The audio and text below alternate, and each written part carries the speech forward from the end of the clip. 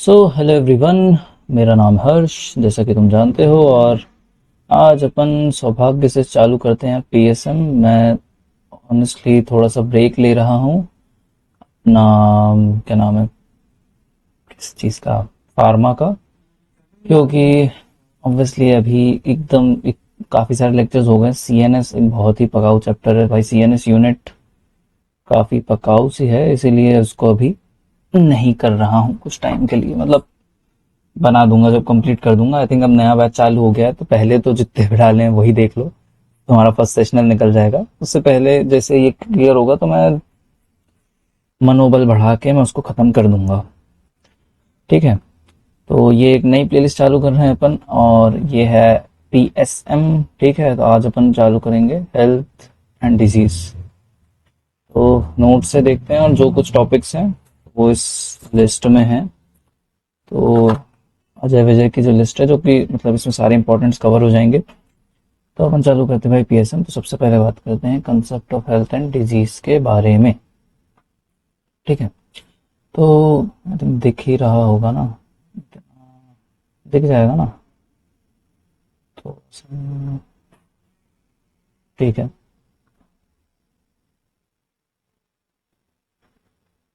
दिख ही रहा होगा थिंक। तो concept of health and disease, health की डेफिनेशन जो कि सबसे ज़्यादा पूछी जाती है। एंड ये तो बिल्कुल पता ही होना चाहिए, इसको रट लो, लिख लो, बार बार जो करना है करो।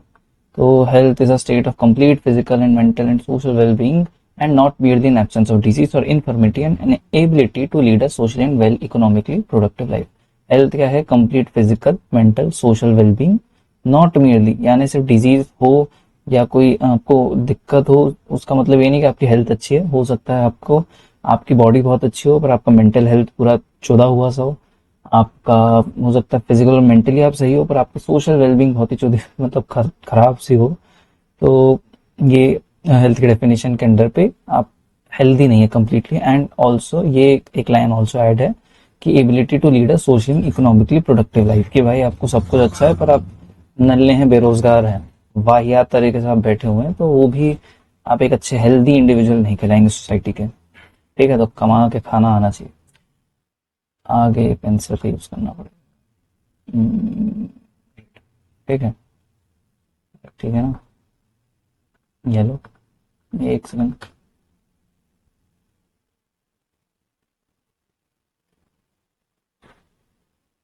येलो मार्केट, ठीक है। ठीक है, तो ये स्ट्रेंथ, जो ये क्या है स्ट्रेंथ, क्या होती है डेफिनेशन। डब्ल्यूएचओ प्रोजेक्ट करता है three different dimension of health which are closely associated. Favours concept of positive health. Positive health क्या होती है? Describe health as state that exist beyond the mere absence of disease and predicts. वही सब बात है कि भाई आप ज्यादा टाइम तक जिंदा रहना चाहिए, आपका खर्चा हेल्थ पे कम होना चाहिए, हेल्दी एजिंग होनी चाहिए, बेटर प्रोग्नोसिस होनी चाहिए, वाइड हेल्थ। आ जाएगा बेटा, आ जाएगा, सब देखेगा सरकार। अगर दिख गया होगा तो कोई नहीं। वीकनेस, वीकनेस क्या है भाई इस डेफिनेशन की? इसकी स्ट्रेंथ ये सब है कि भाई ये बताता है कि भाई आपको ज्यादा टाइम तक जिंदा रहना है। जिंदा जिंदा रहो, अच्छे रहो, स्वस्थ रहो, फूलो फलो है सब। वीकनेस इसकी ये है कि भाई can not be regarded as an state at all. क्योंकि हेल्थ एक डायनेमिक कंसेप्ट है। आपका आज सुबह मूड अच्छा था, इसका मतलब ये नहीं कि आज पूरे दिन भर मूड अच्छा होगा, शाम को हो सकता है खराब हो जाए। सुबह आप बहुत ही अच्छे से उठे थे, एकदम हंसते खेलते, और शाम को आप पूरा गर्लफ्रेंड ने मावन कर दी। तो ये भी एक वीकनेस हो गई ना आपकी भाई। मेंटल हेल्थ वो तो स्टेट है, डायनेमिक है ये पूरी तरह से। आप इसको एक स्पेसिफिक एक चीज नहीं कह सकते कि ये पर्सन हेल्दी ही है। हेल्दी अनहेल्दी ये चलता रहता है, लेकिन इसका मतलब एक डायनेमिक स्टेट है ये। पानी की तरह फ्लो होते रहता है। Process of continuous acclimatisation to the changing demands of living. क्योंकि भाई ये भाई आज ही छुट्टी चल रही है तो आप बहुत रिलैक्स हो, बहुत कुछ अच्छा चल रहा है। मेंटली आप बहुत खुश हो, फिजिकली आपने पूरी एक्टिविटी छोड़ दी। ये भी एक बात हो गई ना यार कि डायनेमिक है चीजें। Health of a person is along a continuum and there is no single cut off point. कोई कट ऑफ पॉइंट नहीं होता कि आप डिफरेंशिएट करके बता सकते हो। In reality it assist adjustment between man and environment and aids people to live well and enjoy well within themselves.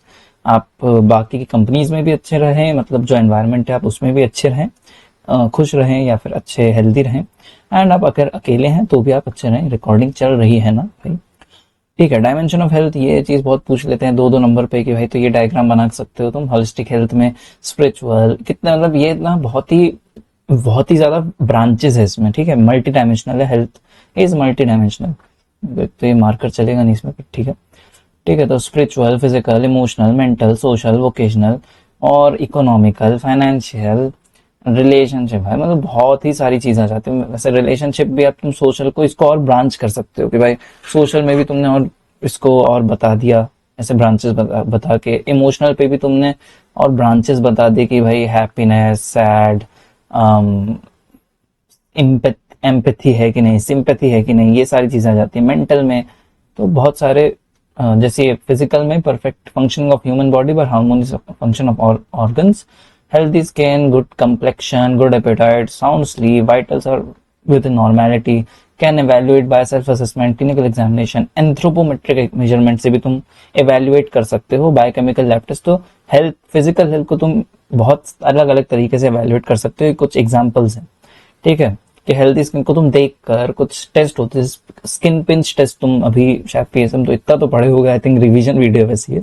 Skin pinch test होता है एक, तो उससे तुम बता सकते हो भाई कि आपकी स्किन हेल्दी है, मतलब वैसे तो डिहाइड्रेशन पे देखा जाता है, बट आपको एक बेसिक आइडिया हो जाता है, ठीक है। तो उसी तरह से भाई एपेटाइट आपकी गुड है कि नहीं, तो वो पर्सन बता देता है कि भाई मेरी भूख कितनी है, आप कितनी रोटी खाते हो, कितनी भूख है आपकी, ठीक है। फिर मेंटली की बात करते हैं, मेंटल में balance between individual and surrounding world.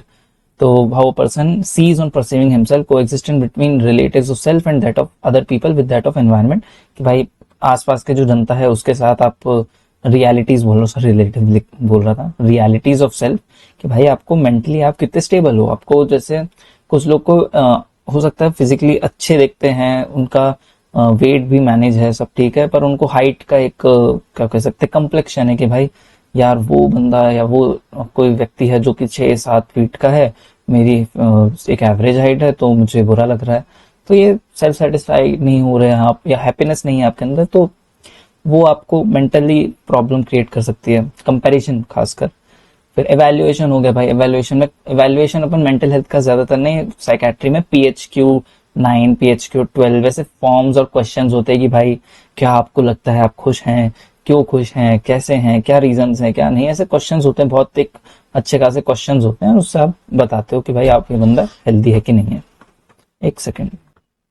हम्म तो सोशल में क्या जाता है, सोशल में आता है extent of involvement with the community, community के साथ आप कैसे रहते हैं, living effectively with others and showing socially consider behaviours, making friendship that are long lasting. तो ये सब इतना तो आई थिंक आपको बेसिक समझ में आ गया होगा क्या लिखा है। स्पिरिचुअल मतलब capacity to love, forgive, selflessness, joy, fulfilment, values, beliefs, principles, morals, इतनी सारी, तो इतनी ब्रांचेस और बता सकते हो भैया। इमोशनल पे ability to manage one feeling, अपनी खुद की फीलिंग्स मैनेज करना। रिलेटेड बिहेवियर्स कोप इफेक्टिवली, भाई मान लो कोई आया ओपीडी में जो कि बहुत बकर बकर कर रहा है कोई बच्चा, आपकी इच्छा हुई कि उसको 2 रैप्टे लगा देने चाहिए माँ के सामने, पर आपने कहा कि नहीं, कंट्रोल, तो आपका इमोशनल कंट्रोल हुआ। मारना तो आप जूते भी चाहते हो उसको, पर नहीं, नहीं करना चाहते ना सब। उसी तरह से वोकेशनल, वोकेशनल में भी relates to growth and happiness in one's work, कि भाई अपन अपना काम बनना चाहिए, ग्रोथ होनी चाहिए, बाकी दूसरे का हो ना हो बात की बात है।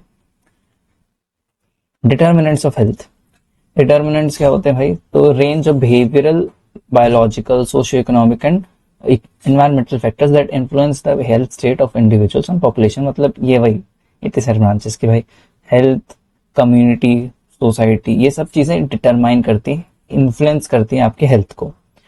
कम्युनिटी में ह्यूमन राइट्स, बायोलॉजिकल, बिहेवियरल, एक सेकंड चीटी काट रही है, ठीक है। सोसाइटीज में इन्वायरमेंट आपका कैसा है, सोशो इकोनॉमिक, भाई आप बहुत ही अच्छे रिच घराने से हो, सोशो इकोनॉमिक बैकग्राउंड आपका अच्छा है, तो आपका हेल्थ भी रिलेटिवली अच्छी मान सकते हैं। आपको कुछ डिजीज हो सकता है अमीरों वाली होगी, डायबिटीज और ये सब बकवास, मतलब ओबेसिटी एंड ये सब चीजें। और आपका सोशो इकोनॉमिक स्टेटस पुअर है, तो आपको हो सकता है हाइजीन रिलेटेड डिजीज ज्यादा होने के चांसेस हो जाते हैं, तो वो भी आपके फैक्टर, एक फैक्टर है, डिटर्मिनेंट है, जो कि डिटरमाइन कर रहा है आपकी हेल्थ कैसी रहेगी कैसी नहीं रहेगी। हेल्थ सिस्टम हो गया, इंडिविजुअल में socio cultural, ageing of population, science and technology. Individual जैसे एजिंग, अभी जापान की बात करते हैं भाई, जापान में लोग कितने मतलब 75-80 साल के लोग भी काम कर पा रहे हैं। तो वो भी उनका बहुत सारी चीज़ें डिटरमाइन करती हैं, इन्वायरमेंट डिटरमाइन करता है, उनका इवन खाना भी डिटरमाइन करता है कि भाई जो मीट एंड ये सब कंज्यूम करते हैं वो चीज़ें, फिश खासकर, फिश और टोफू। तो ये अपने इधर की पॉपुलेशन आई थिंक 75 मैक्स, मतलब 70 के बाद तो जियो ना जियो अभी एक ही उस तरह का कि आपकी लाइफ एक्सपेक्टेंसी बढ़ जाती है, आपकी एज बढ़ रही है, पर आप उतने एक्टिव नहीं रहते ज़्यादातर लोग, majority of the average population की बात करें तो अलग अलग ये सारे डिटर्मिनेंट्स होते हैं। जेंडर भी है एक, कि भाई ये बता, इसलिए बोल रहा हूँ थोड़ा सा कि भाई बता दो, कहीं वाई वाई वन पूछे तो जेंडर के भाई, मर्द जात जल्दी निपट जाती है, औरत जात ज्यादा टाइम टिकती है। तो क्योंकि मर्द संघर्ष करता रहता है, मर्द का जीवन ही संघर्ष पे टिका हुआ है, और औरत का भी टिका हुआ है, ऐसा नहीं है। पर ये बायोलॉजिकली होता है कि फीमेल्स को हार्ट अटैक कम होते हैं, हार्ट अटैक ज्यादा नहीं आते एज कम्पेयर टू मेल्स को। मेल्स को हार्ट अटैक जल्दी आते हैं, तो ज्यादातर हार्ट रिलेटेड कार्डियोवास्कुलर डिजीज से बहुत ज्यादा वर्ल्ड वाइड डेथ्स होती हैं। मतलब आई थिंक फर्स्ट नंबर पे शायद ओल्ड एज में, जेरियाट्रिक में। Biological genetic constitution of a person, कि भाई आपका जीन्स कैसा है, आप अफ्रीकन है तो आप ज्यादा जी रहे हैं, मतलब ज्यादा लंबे होंगे, आपका लंबा होगा, आपके टांगे लंबे होंगे, आपका मतलब स्टेमिना बड़ा होगा। तो ये सारी चीजें हैं। वहीं पे आप क्या कह सकते हैं, आप चाइनीज हैं तो आपके हाइट छोटे होगे, आपका छोटा होगा, फिर टांगे छोटे होंगे, लेकिन आपका आईक्यू बहुत ज्यादा होगा, क्योंकि वहां पे मतलब उसका कल्चरल और बायोलॉजिकली भी आ जाता है विद टाइम कि भाई आप, जैसे अपने जेनेटिक का एक एग्जांपल काफी अच्छा है कि अपने इंडियंस का अभी जो जेनेटिक मेकअप हो चुका है, वो आप देखते होंगे बेली रीजन में फैट बहुत एक्यूमुलेट होने लगा है इंडियंस के। वो इसलिए होता है क्योंकि इंडिया ने अभी लास्ट, इंडियंस ने खासकर लास्ट 200-300 सालों में ना काफी फेमाइंस और ये सब चीजों को क्या कह सकते हैं, आर्टिफिशियल फेमाइंस, कि भाई सरवाइव किया है। बंगाल में एक टाइम पे था जहाँ पे खाना वाना बंद कर दिया था, वो एक भड़वा है विंस्टन चर्चिल, उसने खाना वाना बंद करवा दिया था बंगाली बंगाल साइड के रीजन का, बहुत सारी डेथ हुई थी, बहुत फेमाइन हुआ था। तो ये आर्टिफिशियल फेमाइंस होते हैं। तो फिर जीन्स ने डिसाइड किया कि भाई एनर्जी स्टोर करके रखो। फिर आजकल एक और चीज आ गई कि भाई अपन और सॉफ्ट फूड पे और ठूसते जाते हैं, तो वो जीन्स और ज्यादा स्ट्रांग होते चले गए।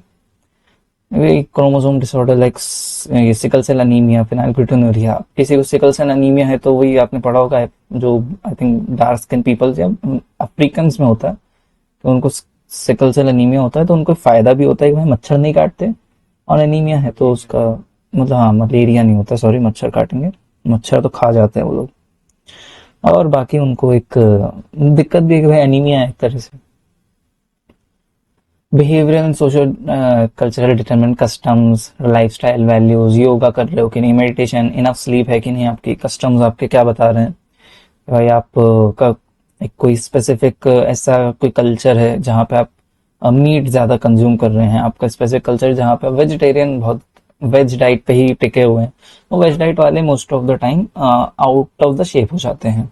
मेजोरिटी, आप एक्सेप्शंस की बात मत करिए, आप जो मेजोरिटी ऑफ द वेजिटेरियंस आप देखेंगे अपने आसपास, या आप खुद हो सकते हैं, आप आउट ऑफ शेप होंगे, आपके हो सकता है विटामिन डी, विटामिन B12 की डेफिशिएंसी बहुत ज्यादा कॉमन होती है, पर लोग फिर भी नहीं मानते, अंडा नहीं खाएंगे या कुछ प्रोटीन वाली चीजें सप्लीमेंट नहीं लेते, एंड कहेंगे सिर्फ वेज खा के। बोलने को बहुत आसान होता है, हर कोई आपको बोल सकता है अरे वेज खाने से भी आपको काम चल जाएगा। जैसे बहुत सारे जो ओल्ड एज पीपल होते हैं वो अभी भी यही मानते हैं कि दाल पीने से आपका प्रोटीन इंटेक पूरा हो जाता है, जबकि नहीं। दाल इज पुअर मैन प्रोटीन, या PSM पे भी अभी न्यूट्रिशन चैप्टर पे भी पढ़ेंगे। उसका मेन रीजन ये होता है कि भाई दाल में लाइक 100 ग्राम दाल है तो उसमें 60 ग्राम तो कार्बोहाइड्रेट है, 50 to 60 ग्राम, 40% उसमें प्रोटीन होता है। वो प्रोटीन भी ऐसा नहीं कि पूरी तरह से एब्जॉर्ब हो जाता है, उसकी बायोअवेलेबिलिटी की भी एक फैक्टर जो डिटरमाइन करता है। तो ये सारी जो चीजें, न्यूट्रिशन वाला पार्ट बता रहा हूँ, पर ये जी के आपको थोड़ी सी पता होनी चाहिए कि भाई सिर्फ दाल ही प्रोटीन, इनफ प्रोटीन नहीं होता। तो ऐसे ही जो व्यक्ति नॉन वेज ज्यादा कंज्यूम कर रहा है उसको ज्यादा दिक्कत हो जाती है एथेरोस्क्लेरोसिस की, या उसके आर्टरीज कभी कभी क्लॉग ज्यादा देखने को मिलती हैं। वो इसलिए क्योंकि भाई ज्यादातर जो चिकन या मीट कंज्यूम करते हैं वो बॉयल चिकन या बहुत कम तेल वाला नहीं, उनको चाहिए मसालेदार चिकन, उनको चाहिए भर भर के तेल, एकदम से फ्राई, डीप फ्राई कर रहा हो चिकन। तो ऑब्वियसली उनको ये चीज़ें दिक्कत होती हैं। तो दिक्कतें हैं, बैलेंस, और आपको थोड़ा सा एक बैलेंस लेकर आने की काफ़ी ज़रूरत होती है अपने हेल्थ या लाइफस्टाइल में। एनवायरमेंटल में internal environment of man, external environment, air quality, water quality, food quality. आजकल मतलब एक सबसे ज़्यादा जो डेंजरस चीज़ है वो होती है अपनी एयर क्वालिटी।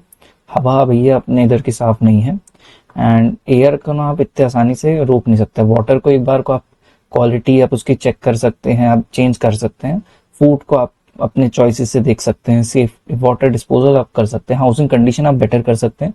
एयर क्वालिटी इतना भी आसान नहीं है। एयर क्वालिटी के लिए एयर प्योरीफायर खरीदो जो कि महंगा आता है, पूरे टाइम चलाना पड़ेगा, वो भी दिक्कत की बात है।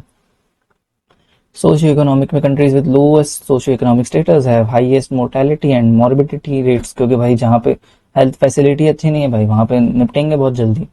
तो कुछ लोग को ये मानते हैं कि यूएस एक बहुत अच्छा एग्जांपल बता रहा हूँ मैं, अपनी हेल्थ इंफ्रा ज़्यादा अच्छी है एज कम्पेयर टू यूएस। एक बार सर्च कर सकते हो आप। अ, क्यों? क्योंकि भाई वहाँ पे क्वालिटी चलो मैं मान सकता हूँ अच्छी होगी, पर क्वांटिटी वाइज वो बहुत ही ज़्यादा आपको त्रस्त कर देंगे। आपको अभी कोई दिक्कत है तो आपको अपॉइंटमेंट मिल रही है 2-3 महीने बाद, कुछ अगर कोई इन्फेक्शन है कुछ है और कोई इमरजेंसी हुई तो आपके पैसे भी बहुत ज़्यादा बहुत ही जल्दी खर्च होते हैं। इंश्योरेंस सिस्टम अगर आपका वहाँ पे ना हो, मतलब भर भर के एक तो इंश्योरेंस का प्रीमियम भरो, फिर उस पे भी आपका इंश्योरेंस कंपनी का इतना लफड़ा रहता है। आप जैसे एक सिंपल पैरासीटामॉल आप यहाँ से खरीद लेते हैं फार्मेसी से, वो आप नहीं खरीद सकते। आप बंदूक बहुत इजीली खरीद सकते हो, दवाई नहीं खरीद सकते आप। क्या कहते हैं, जो एक सिंपल नॉर्मल सलाइन होती है अपने इधर 10-20 रुपए की मिल जाएगी, 15 रुपए की मान लो, वहां पे तुमको 700-800 की पड़ेगी वो एक सड़ी सी सलाइन की बोतल जो होती है, एक बोतल वो भी। तो इंडिया का भी इंफ्रा, हेल्थ इंफ्रा काफी अच्छा है। जो गवर्नमेंट हॉस्पिटल गाली बकते हो, मानता हूँ काफी दिक्कतें हैं, क्योंकि इतना लंबा नेटवर्क भी चलाना है, उसको सस्टेन करना, बहुत सारी चीजें आ जाती है। जैसे वही सबसे बड़ा रीजन पॉलिटिकल, कि भाई कंट्री का पॉलिटिकल सिस्टम ऊपर नीचे होता रहता है, मैन पावर पॉलिसीज ऊपर नीचे आती रहती हैं, अप्रोप्रिएट टेक्नोलॉजी आपको मिल रही है कि नहीं, extend to which health service are made available and accessible. अभी इंप्रूवमेंट हुए हैं बट आपको एकदम से नहीं समझ में आएगा। आप जब उसको एक बहुत ही वाइड स्पेक्ट्रम पे देखोगे, आप 50 साल के स्कोप पे देखोगे, 10 साल के स्कोप पे देखोगे, तब आपको समझ में आएगा कि भाई आप ग्रो कर रहे हो। आप एकदम प्रेजेंट प्रेजेंट पे चलते हैं ना कि 1 साल 2 साल, आपको समझ में नहीं आएगा ज्यादातर टाइम। परसेंट ऑफ एक चीज बोलते हैं कि जो जीएनपी होता है, ग्रॉस नेशनल प्रोडक्ट, उस वो एटलीस्ट होना चाहिए 5% एक्सपेंडिचर। ये पुराना डेटा है, मेरे को अभी रिसेंट नहीं पता, क्योंकि मैं ये नोट्स जो मतलब मैंने जिस जहाँ से देख के बनाया वो थोड़े से पुराने लेक्चर्स थे, तो उस पे तो उस टाइम पे लेस देन 2% था। अभी अगर 5% हुआ तो वेल एंड गुड, नहीं तो तुम बता सकते हो कि 3 to 5% के बीच में कुछ होगा। आइडियली होना चाहिए एटलीस्ट 5% एक्सपेंडिचर आपका। मान लो अगर 100 करोड़ की जीएनपी है, ग्रॉस नेशनल प्रोडक्ट है, तो उसमें से आपको 5 करोड़ तो हेल्थ में लगाने चाहिए। पर अभी ये पुराना डेटा है कि भाई 2% लगता था। कंसेप्ट ऑफ डिजीज, डिजीज होती क्या है भाई? सबसे मेन चीज तो कंडीशन ऑफ बॉडी और some part of organ of body in which its function are disturb and deranged.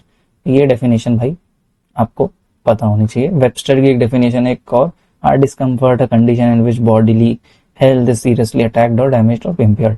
तो वही सेम है, ज्यादातर आपसे ये वाली पूछेंगे जो मैंने अंडरलाइन की है। ये आपको लिखना रहा या बताना भी रहा तो ये याद होना चाहिए एटलीस्ट।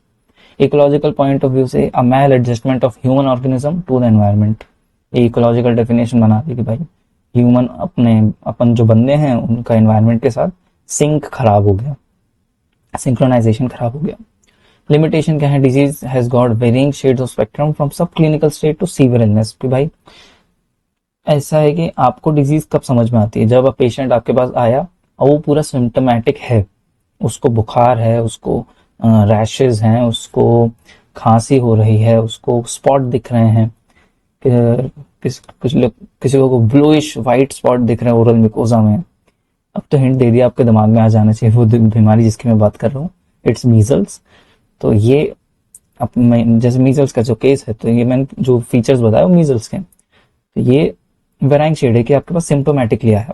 वहीं पे कोई बंदा है आपके बाजू में, कोई बैठा है ट्रेन पे, उसको हो सकता है कि ये चीज उसको बुखार है, बस उसने बताया भी नहीं, उसने कपड़े पहने हैं, उसको हल्का हल्का बुखार है बस, एंड अभी पूरी तरह से मतलब मतलब शो नहीं कर रहा, सिम्टोमेटिक नहीं हुआ भाई साहब, चल रहा है ना भाई।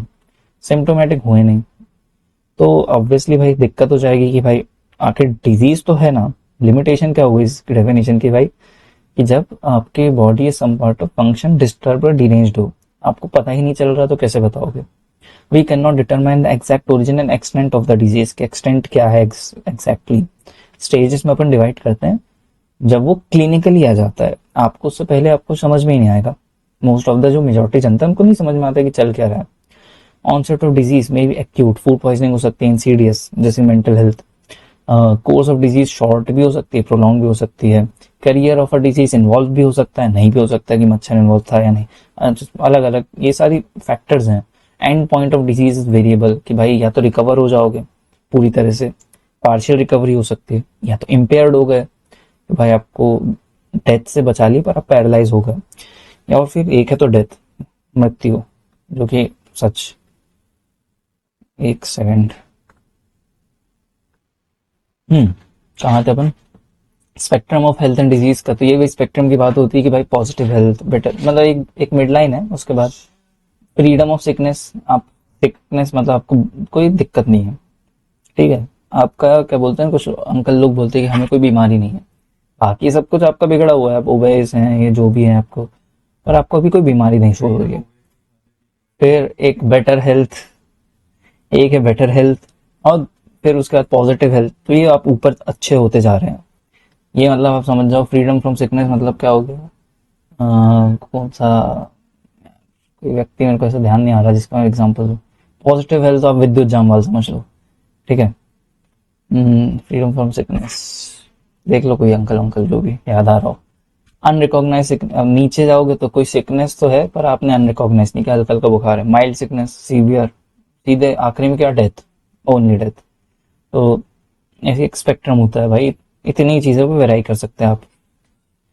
फिर डिजीज में any person infected with an organism communicable otherwise non communicable, ठीक है। तो अब इसमें ना एक डिजीज, इम्पेयरमेंट, डिसेबिलिटी और हैंडीकैप, इसका ना एक क्लासिफिकेशन होता है कि आप कब क्या वर्ड यूज करेंगे। ये टर्म्स जो होती है ना, पूरा पीएसएम का खेल है वर्ड्स पे, शब्दों पे। तो डिजीज अपन कब यूज कर रहे हैं, any person infected with an organism communicable और अदरवाइज नॉन कम्युनिकेबल है, ठीक है। तो ये डिजीज हो गई। इम्पेयरमेंट क्या होता है, impairment loss of anatomical, physiological या फिर साइकोलॉजिकल फंक्शन और पार्ट ऑफ बॉडी, तब आप उसे इम्पेयर्ड कहोगे। डिसेबल्ड या डिसेबिलिटी कब कहोगे, the person is unable to perform routine activities which is consider normal in his age and sex, कि भाई वो अपनी रूटीन एक्टिविटीज को परफॉर्म नहीं कर पा रहा है। इसका एग्जांपल है नीचे जस्ट। हैंडीकैप कब कहोगे, कि भाई a person is unable to fulfil social roles, ठीक है। तो अब यहां से देखो ये जो स्पेक्ट्रम ऑफ डिजीज क्या हो जाती है, डिजीज, डिजीज से इम्पेयरमेंट, अरे क्या हो गया, डिजीज, इम्पेयरमेंट, डिसेबिलिटी, हैंडीकैप। आपको पहले क्या हुआ, जैसे एक इवेंट एग्जांपल देखो, एक्सीडेंट हुआ, एक्सीडेंट डिजीज के अंडर आया। कम्युनिकेबल मतलब ये नॉन कम्युनिकेबल टाइप है। आप एक्सीडेंट की जगह कुछ और डायबिटीज लिख दो तो वो भी नॉन कम्युनिकेबल, आप कुछ इन्फेक्शन लिख दो तो कम्युनिकेबल। ऐसे क्लासिफिकेशन आप कर रहे हो उसको डिजीज के अंडर पे। एक्सीडेंट हुआ, ठीक है, डिजीज के अंदर क्लासिफाई किया। Interpretation, empire function of a person, कि भाई मेरा ही अभी परसों नरसों एक्सीडेंट हुआ तो मेरा पैर में हल्का सा चोट आई है, हल्के से हाथ में चोट आई है, अगर वैसे दिखेगा कि नहीं, हल्का से कट है और थोड़ा सा सूजन है, स्वेलिंग है, तो डिजीज हो गई है एक तरह से। लॉस ऑफ फुट, ये नहीं हुआ है मेरे पास, पर अगर जैसे लॉस ऑफ फुट होता है तो इम्पेयरमेंट होगी, loss of anatomical structure in the form of a foot, कि भाई किसी का एक्सीडेंट हुआ और फिर उसके पैर वैर को अलग करना पड़ गया, इम्पेयरमेंट हो गई भाई को उसका, क्योंकि एनाटॉमिकल स्ट्रक्चर क्या था डेफिनेशन पे, या तो एनाटॉमिकल या फिजियोलॉजिकल या साइकोलॉजिकल फंक्शन। तो देखा जाए तो अभी मैं इम्पेयर्ड तो हूँ, क्योंकि मेरा एक फंक्शन है भाई, ये जो पैर है राइट साइड का, इसको अभी पूरी तरह से मोड़ना मुश्किल हो पा रहा है, थोड़ा सा भी रिलीफ हुआ है पर है अभी 2 दिन 3 दिन, और 2 3 दिन और रहेगा, ठीक है। अब फिर कैन नॉट वॉक, तो वॉकिंग तो चल रही है, हो रहा है जैसे तैसे, तो डिसेबल्ड की कैटेगरी में नहीं आया। पर अगर मान लो ये व्यक्ति है, अब क्योंकि इसका पैर तो अपन ने एग्जांपल में जो देखे कि भाई एक्सीडेंट हुआ, लॉस ऑफ फुट हो गया तो वॉक नहीं कर पा रहा, डिसेबिलिटी के अंडर पे काउंट होगा। Is walking is a normal routine daily activity of human being, क्योंकि उसकी रूटीन एक्टिविटी से ये चीज हट गई है तो डिसेबल्ड हो गया। अब इसके बाद आता है अनएम्प्लॉयड हो गया भाई। मान लो वो क्या करता था, साइकिल चला, रिक्शा चलाता था भाई अपना, और अब पैर ही नहीं है, पैर ही नहीं है तो भाई चल नहीं पा रहा तो पैडल कैसे मारेगा। अनएम्प्लॉयड हो गए भाई, तो अनएम्प्लॉयड को अपन, तो ये जो कैटेगरी अपन ने कही ये हैंडीकैप के अंदर आ गए। लूज आउट इज क्यों हैंडीकैप, क्यों? क्योंकि हैंडीकैप डेफिनेशन क्या, unable to fulfil a social role, social role fulfil नहीं कर पा रहा। Lose out job, can not work, can not fulfil his role in a society which is earning for his family. ठीक है। एक और example disease हुई diabetes, impairment, loss of erectile function, खड़ा होने और डिसेबिलिटी, नो सेक्सुअल एक्टिविटी है तो डिसेबिलिटी के अंडर, और हैंडीकैप सेपरेटेड फ्रॉम भाई सोशल रोल ही फुलफिल नहीं कर पा रहा। फिर discuss briefly about spectrum of disease, graphical representation of variation in the manifestation of disease. तो आपके बहुत सारे देखो स्पेक्ट्रम ऑफ डिजीज में कितनी सारी चीज, सब क्लिनिकल इन्फेक्शन, क्लिनिकल हो गया, mild illness, severe illness, fatal illness, death, ये टाइप से स्पेक्ट्रम है। Spectrum of light where the colour, तो आप इसमें ना डिफरेंशिएट नहीं कर सकते कि भाई ये सब क्लिनिकल से क्लिनिकल एकदम से कब पहुंचा, क्लिनिकल से माइल्ड इलनेस कैसे, तो आप इसको डिफरेंशिएट नहीं कर पाओगे। जैसे विपग्योर होता है ना, आप एकदम एग्जैक्ट लाइन नहीं खींच सकते, इट्स लाइक कंटिन्यूसली फ्लो होते जा रहा है, लाइट चेंज हो रही है पर कंटिन्यूसली फ्लो में है, आप एकदम एग्जैक्ट एक लाइन ड्रॉ नहीं कर सकते, एक हार्ड बाउंड्री नहीं क्रिएट कर सकते कि भाई इसमें वो सब क्लिनिकल इन्फेक्शन पे था और अब आओ वो क्लिनिकल इन्फेक्शन पे आ गया। ट्रांजिशंस होते हैं और बहुत स्मूथ ट्रांजिशन है, तो आपको बताना बहुत मुश्किल हो जाता है आपके लिए। Spectrum of light where the colour of, ये तो वही बता रहे कि colour ends and the other begins, तो आप बता नहीं सकते। At one end of the disease spectrum are sub clinical infection which are not ordinarily identified at the other end fatal illness। तो सब क्लिनिकल इन्फेक्शन को पता करने के लिए अपन क्या करते हैं, स्क्रीनिंग करते हैं, तो स्क्रीनिंग का कंसेप्ट भी आगे आएगा। वैसे इस लिस्ट के हिसाब से स्क्रीनिंग तो आगे आना है। ठीक है। ग्रेडियंट ऑफ इन्फेक्शन, तो communicable disease, spectrum of disease, communicable disease में अपन यूज करते हैं टर्म को ग्रेडियंट ऑफ इन्फेक्शन। ठीक है। तो कोई अगर कोई एक्सटर्नल पूछे ग्रेडियंट ऑफ इन्फेक्शन क्या है, बहुत रेयरली होगा वैसे, तो कम्युनिकेबल डिजीज पे ग्रेडियंट ऑफ, स्पेक्ट्रम डिजीज को अपन का दूसरा नाम ग्रेडियंट ऑफ इन्फेक्शन यूज करते हैं। ठीक है। और डायबिटीज के यूज करना है तो डायबिटीज पे ग्रेडियंट ऑफ इन्फेक्शन नहीं करोगे यूज, डायबिटीज पे भैया तुम डायबिटीज क्या नॉन कम्युनिकेबल है तो वहां पे तुम spectrum of disease he count कर, मतलब कहोगे उसको, टर्म्स का ही खेल है बस। why there is so much of variation, the different manifestation are the result of individual different states of immunity and receptivity। Variation क्या हो जाता है, इंडिविजुअल डिफरेंट स्टेट होती है, हर बंदा अपने आप में एक अलग है, उसकी बॉडी अलग तरीके से रिस्पॉन्ड करती है। किसी को मच्छरों ने, एक मच्छर ने, सिंगल मलेरिया वाले मच्छर ने दो व्यक्ति को काटा, एक को मलेरिया हुआ दूसरे को नहीं हुआ, या एक को बहुत सीवियरली हुआ, मतलब बहुत ही उसकी हालत खराब हो गई, एंड दूसरे को बहुत माइल्ड हुआ, बहुत जल्दी चले भी गया। तो ये वेरिएशन आते हैं क्योंकि डिफरेंट स्टेट ऑफ इम्यूनिटी है, रिसेप्टिविटी है, डिफरेंट बॉडी है। Studying the spectrum disease importance क्या है, sequence of event in the spectrum can be interrupted.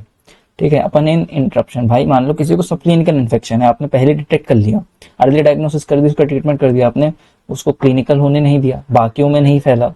ठीक है। तो इसलिए स्पेक्ट्रम डिजीज को पढ़ना अपन को मतलब पता होना चाहिए कि है क्या। preventive measures which if introduced at a specific point will prevent the further development of the disease। तो अब बात करते हैं natural history of the disease, जो कि काफी फेवरेट क्वेश्चन हो जाता है वैसे वाइवा में या फिर इवन उसमें भी यूनिवर्सिटीज पॉइंट ऑफ व्यू से। Term is applied to the course of disease process in man, defined as natural course that a disease would take when it has not been affected by any treatment or any intervention। भाई देखो, आपको पहले पता होना चाहिए कि भाई वो नेचुरली वो डिजीज कैसे प्रोग्रेस कर रही है, उसके बाद आप अपना टांग अड़ाओगे। आपको पता होना चाहिए कि भाई आपको किसी की फील्डिंग सेट करनी है, मान लो, आपको पहले पता होना चाहिए भाई ये बंदा सुबह से उठ के शाम तक के कहाँ जाता है, क्या करता है, कब कब इसका खाली टाइम रहता है, कभी किस लोकेशन पे होता है। ठीक है। आपको ये पता चल गया, अब आप सेट करोगे फील्डिंग इसकी। ठीक है। तो कुछ इस तरह की बात है कि नेचुरल हिस्ट्री पहले पता रखो, फिर उसके बाद अपन एक्शन लेंगे। कितने मिनट का हो गया, 30 मिनट से मैं बोले जा रहा हूँ। प्री पैथोजेनेसिस स्टेट, पहले होती है प्री पैथोजेनेसिस, होती है पैथोजेनेसिस। प्री पैथो मतलब कि जो कि एनवायरनमेंट पे चल रही है।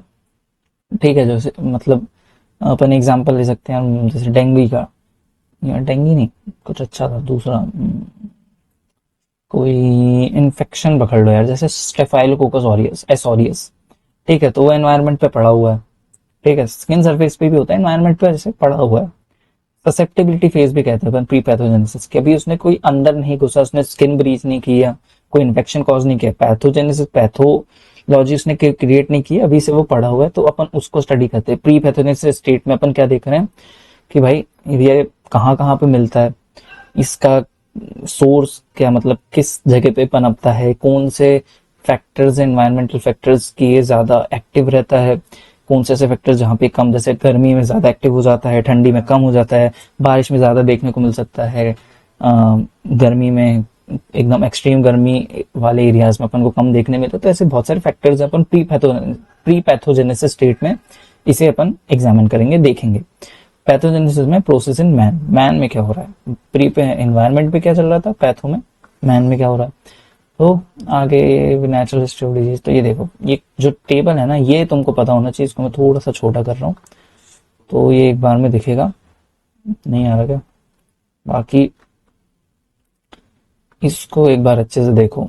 ये जो प्री पैथोजेनेसिस का एक पीरियड होता है, डिजीज प्रोसेस, पहले अपन प्री पैथोजेनेसिस को देखते हैं एंड उसके बाद अपन ये आगे देख लेंगे क्या चल रहा है। प्री पैथोजेनेसिस में डिजीज प्रोसेस क्या है, before a man is involve. तो ये एक एपिडेमियोलॉजिकल ट्राइंगल बनता है, सॉरी ट्रायाड एक अलग चीज है, epidemiological triangle, agent, host, environmental factor. इसमें टाइम लगा दोगे तो एक और नया कुछ वेरिएबल इंट्रोड्यूस करते हैं, तो एक और टर्म होती है, मैं उसको याद नहीं आ रही, वो तुम अभी अर्पित में भी देख सकते हैं, अर्पित सर के जो नोट्स है उसमें। तो agent, host, environmental factor, known and unknown, bring agent and host together और produce a disease provoking stimulus. ठीक है, एजेंट क्या हो गया कि भाई जैसे एस ऑरियस है, होस्ट क्या है, अभी मान लो मैन है, या फिर कोई जानवर पे भी हो सकता है इन्फेक्शन, को जरूर थोड़ी ना। एनवायरमेंटल फैक्टर नोन और अननोन के भाई अपन को पता है कि इस एरिया पे या इस सॉइल में ज्यादा देखने को मिल सकते हैं, इस पर्टिकुलर क्लाइमेट पे ज्यादा देखने को, राइस देखने को मिलेगा। तो bring agent and host together and produce a disease provoking stimulus. तो भाई होस्ट को कट लग गया था, एनवायरमेंट कैसा था, गर्मी वाला था या मतलब ह्यूमिड टाइप का था, और एजेंट अंदर घुस गया, स्टिमुलस मिल गया उसको, स्टिमुलस मिलने के बाद अब वो अंदर आ गया। तो यहाँ पे ह्यूमन होस्ट की बात करना है। ह्यूमन होस्ट पे भी यहाँ पे देखोगे तो इस थोड़ा सा ना मैंने घसड़ घसड़ करके रखी, इसको ऐसा लाइन क्रिएट कर दो। तो पहले देखो interaction of host and stimulus होगा, होस्ट और स्टिमुलस। ठीक है, interaction of host and stimulus कि भाई होस्ट के अंदर जो कट लगा था अब उसके अंदर ही एजेंट आ गया है, बैक्टीरिया जो भी बोल लो। तो होस्ट के अंदर जो रिएक्शन, होस्ट की रिएक्शंस होंगी भाई कि मेरी बॉडी के डब्ल्यूबीसी उसको अटैक कर रहे हैं। अटैक करने के बाद एक अर्ली पैथोजेनेसिस स्टेट क्रिएट होगा, ये यहाँ से कह रहा हूँ समझ जाओ, अर्ली पैथोजेनेसिस स्टेट क्रिएट हुआ। अर्ली पैथोजेनेसिस में अब भाई थोड़ा थोड़ा सा मेरे डब्ल्यूबीसी घायल होने लग गए एंड ये इन्फेक्शन बढ़ते जा रहा है। फिर क्या बोलते हैं, डिस्क्राइनेबल या अर्ली लेसन की भाई इन शॉर्ट बढ़ने लगा और एडवांस डिजीज पर प्रोग्रेस कर गया। एडवांस डिजीज प्रोग्रेस करके कन्वलेसेंस की स्टेट लाया। कन्वलेसेंस मतलब कि भाई मेरा हाथ वाथ को अलग करना पड़ गया, इतना इन्फेक्शन हो गया।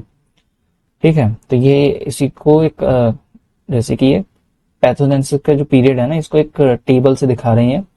स्टिमुलस और agent become established and increase by multiplication, multiplication हुई, बढ़ने लगा।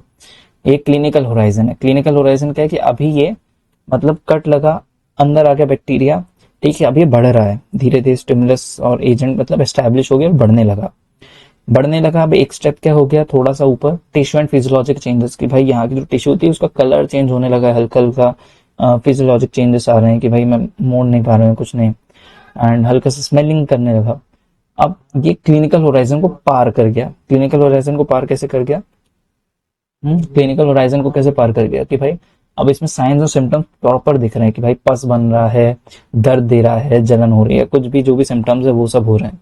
एंड इसके बाद तुम जैसे साइंस एंड सिम्टम लेके गए तुम डॉक्टर के पास, डॉक्टर ने देखा कि भाई इलनेस हो गई है, तुम यहाँ से रिकवरी भी हो सकती है तुम्हारी, कि डॉक्टर ने इंटरवेंशन किया, रिकवरी हो गई, साइन एंड सिम्टम्स देखे, तुमने भी खुद से देखा और रिकवरी हो गई, तो यहाँ पे भी तुम एक एरो लगा के रिकवरी का साइन बता सकते हो।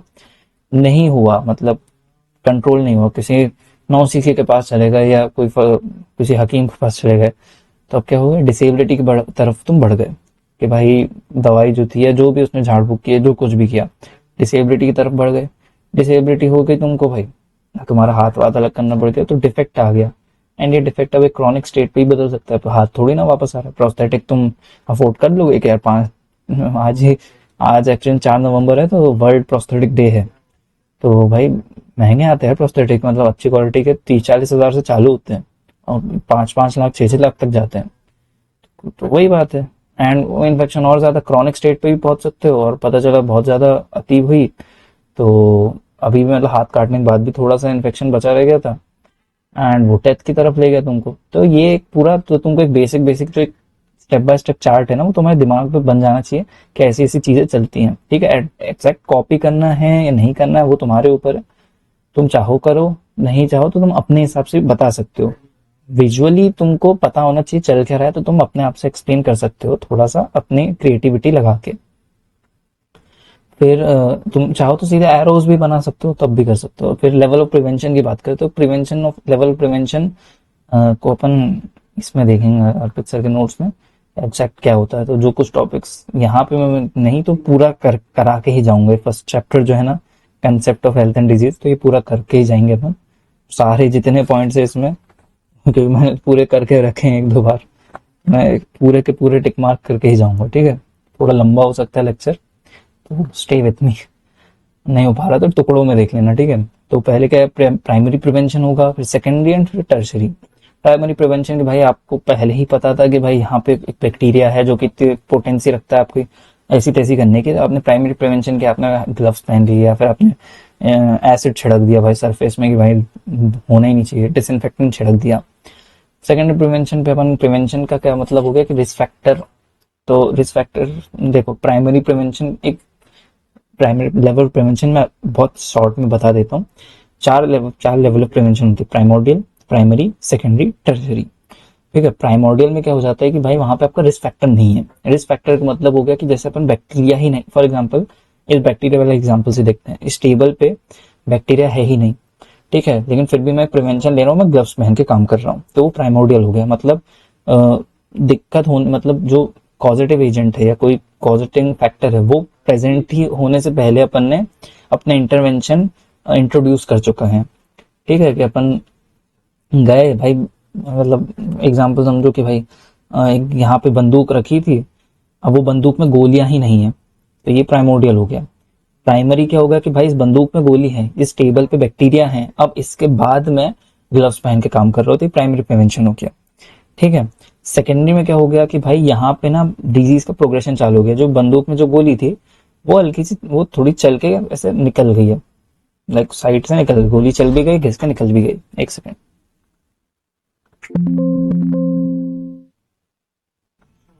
हाँ सॉरी, दोस्त आते रहते हैं ना, तो क्या करें।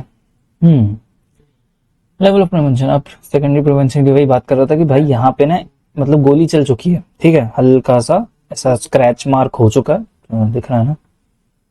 तो वो गोली चल चुकी है, स्क्रैच मार्क दिख रहा है फॉर एग्जांपल, या फिर वही बैक्टीरिया ने हल्का सा कट लग गया मेरे को, मैंने ग्लव्स पहन के काम नहीं किया, बैक्टीरिया आ चुका है। सेकेंडरी प्रिवेंशन, प्रिवेंशन में क्या है कि अब ये आगे बढ़े ना, तो मैं क्लिनिशियन के पास गया, दवाई नहीं दे रहा हूँ, दवाई मतलब दवाई ले लिया, ट्यूब लगा रहा हूँ कि भाई ये आगे प्रोग्रेस ना करे, सेकेंडरी प्रिवेंशन हो गया। टर्शरी में क्या हो गया कि भाई मैंने फिर भी इग्नोरेंट रहा, गोली चल गई या जो भी, मतलब हम क्या हो गया कि भाई जैसे यहाँ पे मुझको इन्फेक्शन हो चुका है, इन्फेक्शन होके अब वो इन्फेक्शन फैल रहा है, अब मैं क्लिनिशियन के पास गया, उसने बोला कि भाई हाथ काटना पड़ेगा नहीं तो डेथ हो जाएगी। टर्शरी प्रिवेंशन क्या हो गया कि भाई आप एकदम एंड टाइप में जब उस स्टेट में आ गए ना, तब आप पहुंचे, आप प्रिवेंट कर रहे हो कि भाई उसका ऑब्वियसली जितना जल्दी प्रिवेंट करोगे उतना ज्यादा ही आपको उतने कम रिस्क फैक्टर्स होंगे आपकी चीजें बिगड़ने के। जितना आप लेट पहुंचोगे उतना ही, जितने आप टर्शरी प्रिवेंशन की साइड जाओगे उतना ही आपके साथ ऐसी तैसी होने के चांसेस बढ़ जाएंगे। ठीक है, मोड्स ऑफ इंटरवेंशन, अब इसमें वही हेल्थ प्रमोशन और स्पेसिफिक प्रोटेक्शन। हेल्थ प्रमोशन की भाई वही बोलना, क्लीन हाइजीन प्रैक्टिसेस करो कि भाई ताकि बैक्टीरिया हो ही ना। फॉर्मेलिटीहाइड छिड़क दी, मतलब वही क्या बोलते हैं, डिसइंफेक्टेंट तुमने टेबल पे लगा दिए, ऑब्वियसली ऑर्गेनिज्म ही नहीं है, उसका एनवायरनमेंट ही तुमने से छीन लिया, तो अब तो तुमको आगे चीजें नहीं बढ़ेंगी। स्पेसिफिक प्रोटेक्शन तुमने यूज कर रहे हो, स्पेसिफिक प्रोटेक्शन जैसे कि वही ग्लव्स का एग्जांपल हो गया। अर्ली डायग्नोस्टिक ट्रीटमेंट ये सेकेंडरी। थर्ड में टर्शरी में डिसेबिलिटी लिमिटेशन के हाथ में, अब भी पता है हाथ अलग कर दोगे तो रिहेबिलिटेशन की तरफ भेज दिए। तो pre pathogenesis phase, stage of susceptibility, preliminary period of any disease, equilibrium चल रहा है ना आवाज, प्री इक्विलिब्रियम या balance between agent host and environmental factors start getting upset. No pathological process has actually started in the body, body पे कुछ नहीं आया, ससेप्टेबिलिटी है ये, ठीक है, बॉडी पे अभी कुछ नहीं आया है, ठीक है, अभी ये सिर्फ ये एनवायरनमेंट में हो रहा है और तुमने उसी में अगर इंटरवेंशन कर दी तो अच्छी बात है। Person thought not disease has now become susceptible for the development of disease. Example क्या है, person perfectly healthy physically active young man gets well paid job, तो उसको कॉन्ग्रेचुलेशन मिल गया, start spending too much time in office chair and also start smoking due to stress. Here no atherosclerotic process may have started in the artery. अभी अब वो बंदा आया, 1 महीने हुए इसको ज्वाइनिंग पे, बैठना चालू कर दिया चेयर पे पूरे टाइम और हल्का हल्का सुट्टा भूखने लग गया वो। अब वो सुटेरी के साथ हुआ क्या कि एथेरोस्क्लेरोसिस की प्रोसेस अभी स्टार्ट नहीं हुई है, पर अब वो ससेप्टेबल है कि उसका एथेरोस्क्लेरोसिस या उसको कार्डियोवास्कुलर डिजीज हो सकता है, ठीक है। तो march transition between positive health and actual onset of pathological process in the body. तो ये अपन रिस्क फैक्टर से अपन बता दिए कि भाई इसको ये हो सकता है नहीं हो सकता, इसलिए अपन ये चीज पढ़ रहे हैं। Person is not gate diseased but he is also not in the state of perfect health. इस सिगरेट स्मोकिंग चालू कर दी, पूरे टाइम बैठने लगा तो परफेक्ट हेल्दी नहीं था, पहले फिजिकली एक्टिव था, वो नहीं है, ठीक है। Period of pathogenesis, phase of early pathogenesis, phase of early disease. Early pathogenesis में क्या, एसिम्प्टोमेटिक डिजीज, सब क्लिनिकल स्टेज जो होती है, तो उसमें जैसे लेटेंट पीरियड ऑफ कैंसर, पता ही नहीं चल रहा। इन्फेक्शियस पीरियड हो गया इन्फेक्शियस डिजीज का कि भाई आपको मच्छर ने काटा, अंदर ही अंदर चीजें चल रही है, अर्ली पैथोजेनेसिस स्टार्ट हो गया, आपकी बॉडी में वो इन्फेक्शन आ चुका है पर अभी आपको सिम्टम शो नहीं कर रहे। अर्ली डिजीज में क्या होगा, क्लिनिकल डिजीज अब चालू हो गई, पैथोलॉजिकल प्रोसेस फर्दर इंक्रीज होंगी तभी आपको क्लिनिकली शो हो रही है। Initial manifestation of disease appear कि भाई आपको अब आपको बुखार भी आने लगा है, अब आपको थोड़ा सा वॉमिटिंग हो रही है, जो भी चीजें हो रही हैं, कमजोरी लग रही है, हेडेक हो रहा है, तो ये सारी चीजें। फिर एक फेज क्या हो गया, फुल ब्लोन डिजीज का। फुल ब्लोन में मतलब कि क्या कि भाई अभी क्लासिकल पूरे सिम्टम जो है वो शो कर रहा है। जैसे मैंने मीजल्स का एग्जांपल दिया था स्टार्टिंग पे कि भाई आपको पहले तो बुखार लगा बच्चे को, अब फिर बुखार के साथ टॉपिक स्पॉट भी आने लग गए, उसको रैशेस भी आ गए, पूरे सब कुछ हो गया, तो क्लासिकल डिजीज के अंडर आ गया। Fully blown pathological process disease gives a classical clinical description. Typhoid example है कि भाई पी सूप स्टूल्स, फीवर, स्प्लीनोमेगली, ये सब देखने को मिल रहा है, तो अपन क्लासिकली बता पा रहे हैं कि भाई ये जो चीजें हैं ना ये टाइफाइड में ही देखने को मिलती हैं। तो जितना लेट उतना क्लिनिशियन को ऐसा रहता है कि भाई वो एग्जैक्टली बता पाता है, पर उतना ही पेशेंट के साथ दिक्कत होती है, पेशेंट को ज्यादा बियर करना पड़ जाता है और पेशेंट की भी गलती होती है कि वो जल्दी नहीं आते, है ना। फेज ऑफ कन्वल्सेंस और टर्मिनेशन, इधर there will be complete recovery. भाई ये कन्वल्सेंस में क्या होगा, टर्मिनेशन पे या तो पूरी रिकवरी हो जाएगी, पार्शियल रिकवरी हो सकती है, रेसिडुअल कुछ डिसेबिलिटी हो सकती है कि भाई रहे, और डेथ भी हो सकती है। और the host will ultimately become clinical case, सब क्लिनिकल केस या करियर। होस्ट के साथ ये भी हो सकता है भाई वो पूरा केस ही बन के रह गया, जैसे रेबीज का बंदा भाई सब क्लिनिकल स्टेज में जा ही नहीं सकता, कैरियर में जा ही नहीं सकता, ज्यादातर क्लिनिकल केस होता है, उसके बाद उसका एंड पॉइंट हो जाता है क्योंकि वह एक फेटल डिजीज है। लेवल प्रिवेंशन, तो यहाँ पे बात कर ही रहे थे मैं लेवल प्रिवेंशन की। एफर्ट्स एम्ड एट, ये मैंने कब बनाया था, 4/3 को, 4 नवंबर हो गए, कितने महीने पहले बना के रखे। Efforts aimed at for controlling of disease, 4 levels, वही primordial prevention of emergence of risk factor, emergence risk factor का इमरजेंस पे ही अपन ने उसको प्रिवेंट करना चालू कर दिया कि रिस्क फैक्टर ही ना है। Teaching yoga and meditation young children help them to handle various challenges of life easily, will not build up stress among them. Potential risk factor for hypertension, diabetes, cancer, कि भाई बंदे को पहले आपने कहा कि भाई फिजिकली फिट, जैसे चाइना में ना ये चीज करते हैं, चाइना ये बहुत सारे वर्ल्ड वाइड ना ये चीजें करते हुए पहले ही सिखाने लगो बच्चों को। आपसे भी मैं कहता हूँ कि भाई जैसे एक चीज बहुत मुश्किल है कि ऐसे वो लोग देख ही नहीं रहे होंगे, पर अगर आपको कभी कोई रेलवे पे भी ट्रेन में आप जैसे सफर करते हो, बहुत सारे बच्चे ऐसे होते हैं, बहुत सारे मम्मी पापा जो कि कचरा पटरी में फेंक देते हैं, और वो बहुत चूतिए लोग होते हैं, ठीक है। वो चूतिए के होते हैं कि भाई देखो तुम ट्रेन पे कचरा अंदर सीट के अंदर दबा दोगे, तो पहली बात तो डस्टबिन होता है, डस्टबिन में डाल दो, नहीं हो रहा सीट के नीचे डाल दो, ठीक है। ट्रेन गंदी नहीं होना, अबे भौसड़ी वालों, ट्रेन गंदी हो जाएगी, वो जहां एंड होगा उसका वहां साफ होगी, तुम पटरी में फेंकोगे तो वो ऑब्वियसली कभी साफ नहीं होने वाला वो कचरा। तो ये जो चीजें होती है ना, ये सब चीजें सिखाने वाली होती हैं, थोड़ा सा ना बेशरम बन के उनको सिखाओ, उनको बोलो कि भाई देखो ऐसा ऐसा है, तो तब जाके शायद थोड़ा सा एक अवेयरनेस आए। बहुत माइनर माइनर चेंजेस हैं जो कि आप बता सकते हो, आप खुद भी ये चीज अप्लाई करो कि भाई बाहर ऐसे मतलब ये फेंक दिए केले का छिलका, चलो ठीक है कि सड़ जाएगा, कुछ हो जाएगा उसका, ये बॉटल पानी हुआ फेंक दिए, कुछ भी खाने वाने का हुआ, जो कटलरी है वो फेंक दिया। तो ये चीजें चूती कहलाते हैं भाई। मतलब आप अपने आप को अगर एज अ कंट्री, मतलब आप बोलते हैं ना कि वो जो झंडा लहराने से या ऐसे बखाने बोलने से कुछ नहीं होता।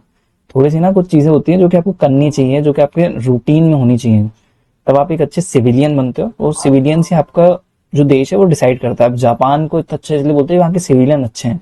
चाइनीज जो पीपल है ना, उनके बच्चों के कभी वीडियोस देखिएगा आप, उनको ना बचपन से प्रिपेयर करते हैं वो। वहाँ के बच्चे ना प्रिपेयर रहते हैं। यहाँ के बच्चे ऐसे कि बस क्या, मम्मी पापा ये, और उसके बाद गाली गलौज सीख जाएंगे, स्कूल बनने की एक्टिंग करते हैं, एंड यही चुतिया पे करते रहते हैं। तो फर्क इसलिए आता है। और आप फिर बोलते हो कि हमारी हिस्ट्री से कुछ नहीं हो रहा। हिस्ट्री से लेसन ले सकते हो, पर प्रेजेंट पे भी काम करना उतना ही जरूरी होता है। एजुकेटिंग पे वही, educating school children about effect of smoking and alcohol at early age, risk factor for lifestyle disease. की भाई आपको क्या क्या हो सकता है बीड़ी फूकने से, अल्कोहल से। अब बहुत सारे लोग, अभी तुम में से भी कितने फूक रहे होगे, कितने कर रहे होगे, कोई नई बात नहीं है। क्या पता, भुगतोगे भाई, हो सकता है। मोड ऑफ इंटरवेंशन, तो ये भाई मोड ऑफ इंटरवेंशन को पता होना चाहिए प्राइमोडियल का। प्राइमोडियल है ना कि पॉपुलेशन बेस्ड स्ट्रेटेजीज होती है ना, इंडिविजुअल एजुकेशन होती है, दो चीजें। अभी मैं वैसे तुमको इंडिविजुअल एजुकेशन दे रहा था वैसे प्राइमोडियल की, कि भाई देख लो, चूतिया मत बनो। वैसे इंडिविजुअल के लिए देर हो चुकी है, अब तो मेरे ख्याल से प्राइमोडियल से तो आगे आ चुके हो तुम लोग। और जो नहीं है अच्छी बात है भाई, आगे भी मत रहना। Where should primordial prevention be applied in history और natural history of disease? Susceptible stage पे ही तुम नेचुरल हिस्ट्री ऑफ डिजीज पे तुम प्राइमोडियल एप्लीकेशन अगर अप्लाई कर दोगे तो ऑब्वियसली प्रोग्रेस नहीं होगा।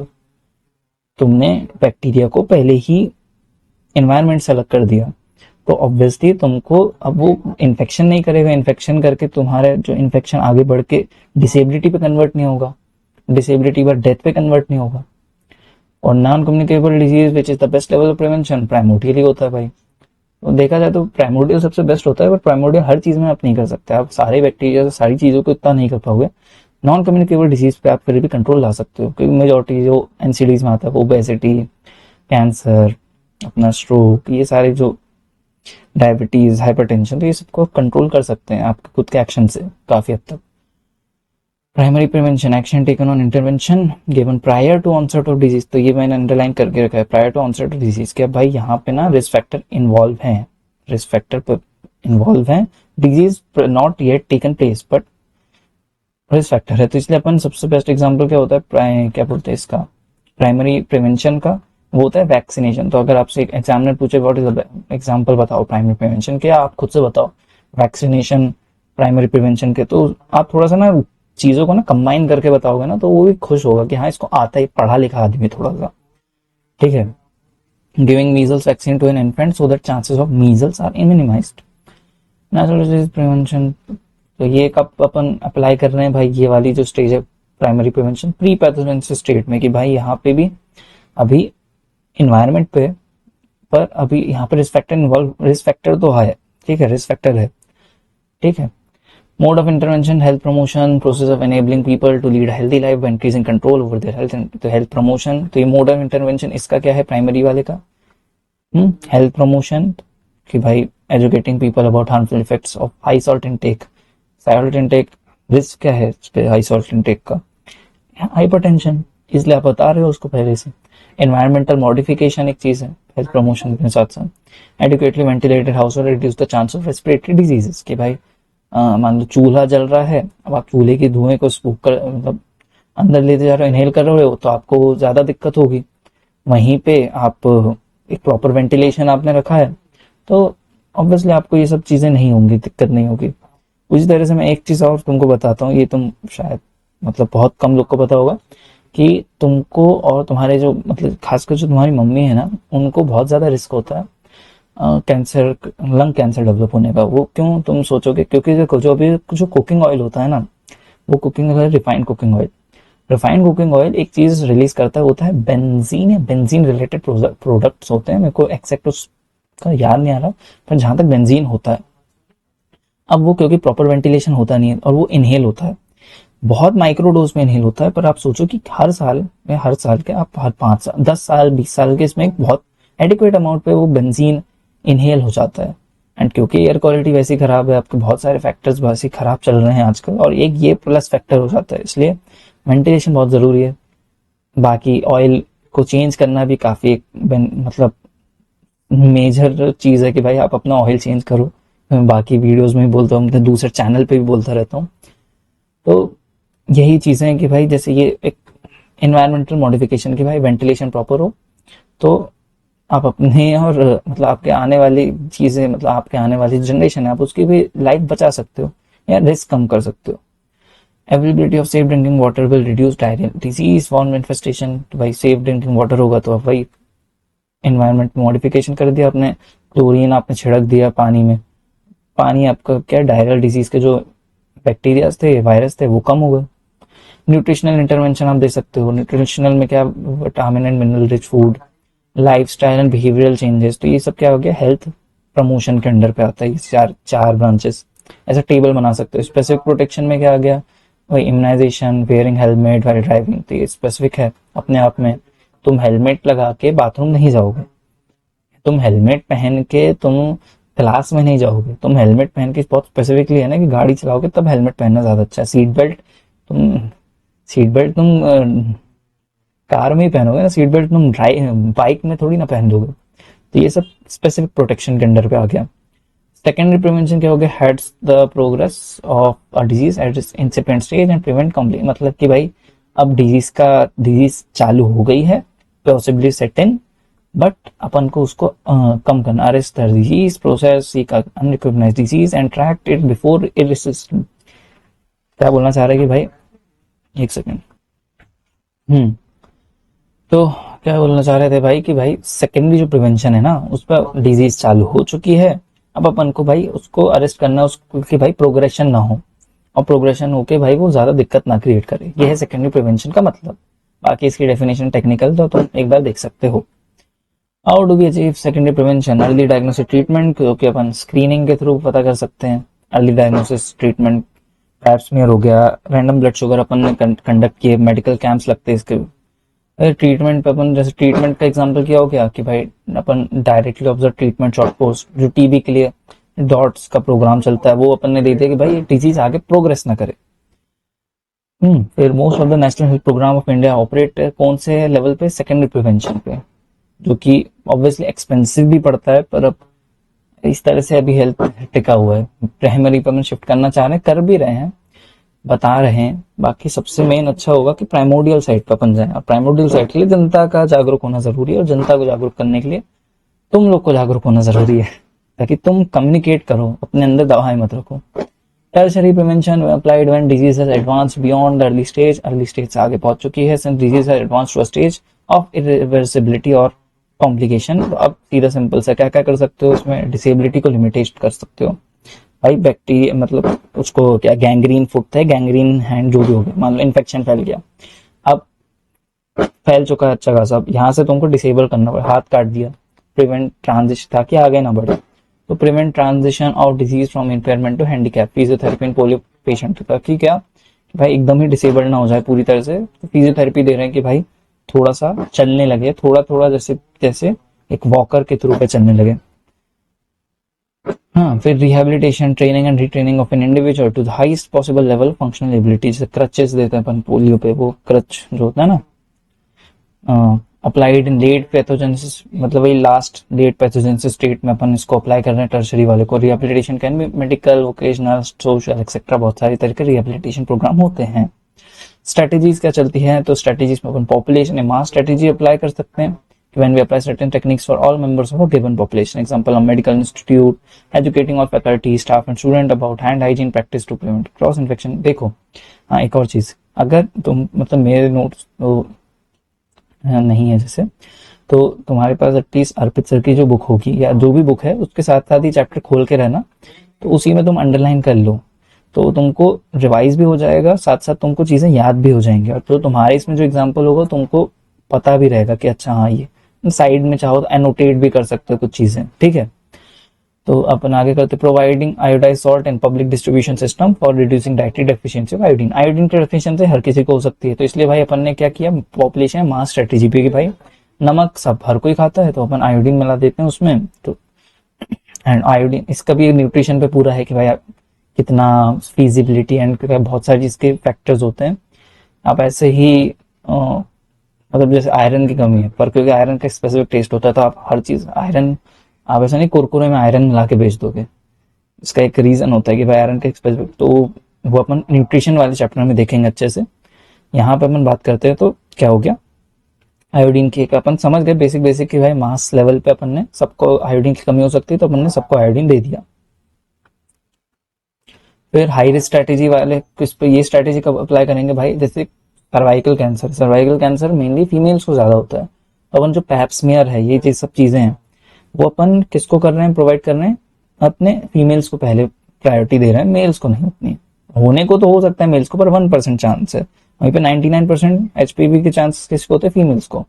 तो ये हाई रिस्क वाले का उनको पहले प्रायोरिटी देते हैं। जैसे हेप बी वैक्सीनेशन है, हेपेटाइटिस बी, मेडिकल स्टूडेंट को पहले ज्यादा प्रायोरिटी रहती है क्योंकि भाई ये ज्यादा चांस होते हैं इनके कांटेक्ट में आने के।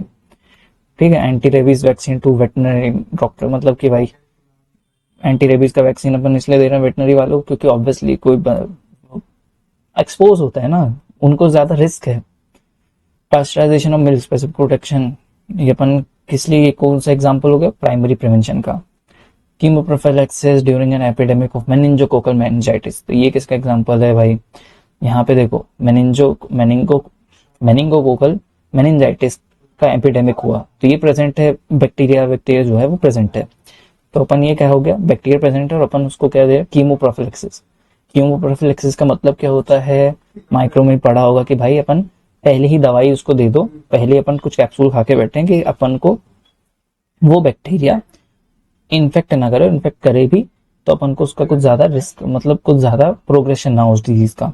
स्पेसिफिक प्रोटेक्शन के अंडर पे आता है, तो ये primary first level of prevention के अंडर पे कंसीडर करते हैं, प्राइमरी लेवल ऑफ प्रिवेंशन के अंडर पे। चाइल्ड कम इम्यूनाइजेशन क्लिनिक, तो ठीक है, तो all vaccine are example of specific protection under except BCG. BCG किसके लिए यूज करते हैं, ट्रीटमेंट ऑफ ब्लैडर कैंसर के लिए भी यूज किया जाता है बीसीजी को, तो ये सेकेंडरी लेवल प्रिवेंशन के अंडर पे काउंट हो रहा है। ठीक है, बाकी आप बोलने को इतना अगर इन डेप्थ तो नहीं जाएगा, तो आप बता सकते हो कि all vaccine are example of specific protection. ये बाकी एक्स्ट्रा पॉइंट है, आपको जो बताना चाहे बता सकता है अगर याद रहेगा तो। पानी कहाँ गया भाई, मतलब पानी चाहिए, एक सेकंड। कहाँ थे भाई, patient with fever comes to malaria clinic and was given presumptive treatment, तो ये सेकेंडरी प्रिवेंशन पे आ गया। तो उसको मलेरिया तो हो चुका है, ठीक है, fevers come to malaria clinic, fever आ गया मतलब रिस्क फैक्टर तो प्रेजेंट है और डिजीज भी कहीं ना कहीं चालू हो गई है, तो अपन ये सेकेंडरी प्रिवेंशन के अंडर काउंट कर रहे हैं। आइसबर्ग फिनोमेना ऑफ डिजीज, इसके बाद आई थिंक यहाँ पे मेरा चैप्टर खत्म हो जाएगा ना इसका, फिर एपिडेमिक चालू है, तो ये आइसबर्ग फिनोमेना ऑफ डिजीज, बाकी के जो चीजें वो मैं आपको अर्पित सर के नोट से बता देता हूँ एक बार, बहुत जल्दी जल्दी बताऊंगा, ठीक है। बस सर अर्पित सर अगर कहीं देख रहे हैं तो प्लीज कॉपीराइट मत मारिएगा, ठीक है। सिम्टोमेटिक डिजीज, तो ये फ्लोटिंग टिप, तो आइसबर्ग फिनोमेना का मतलब ये बहुत बार पूछते हैं, ये काफी फेवरेट क्वेश्चन होता है वाइवा वालों का भी, और ये साथ साथ बहुत फेवरेट क्वेश्चन होता है यूनिवर्सिटी वालों का भी। तो इसका आइसबर्ग क्या होता है अपने आप में, देखो आइसबर्ग का क्या मतलब हो गया, आइसबर्ग कैसा दिखता है, तुम एक पानी है, पानी के ऊपर एक टिप दिख रही है तुमको आइसबर्ग की, ठीक है, अंदर बहुत बड़ा भी हो सकता है वो ऑब्वियसली आइसबर्ग, नहीं तो ऐसा क्यों बता रहा हूँ, स्क्रीन पे देख लो यार, एक सेकंड।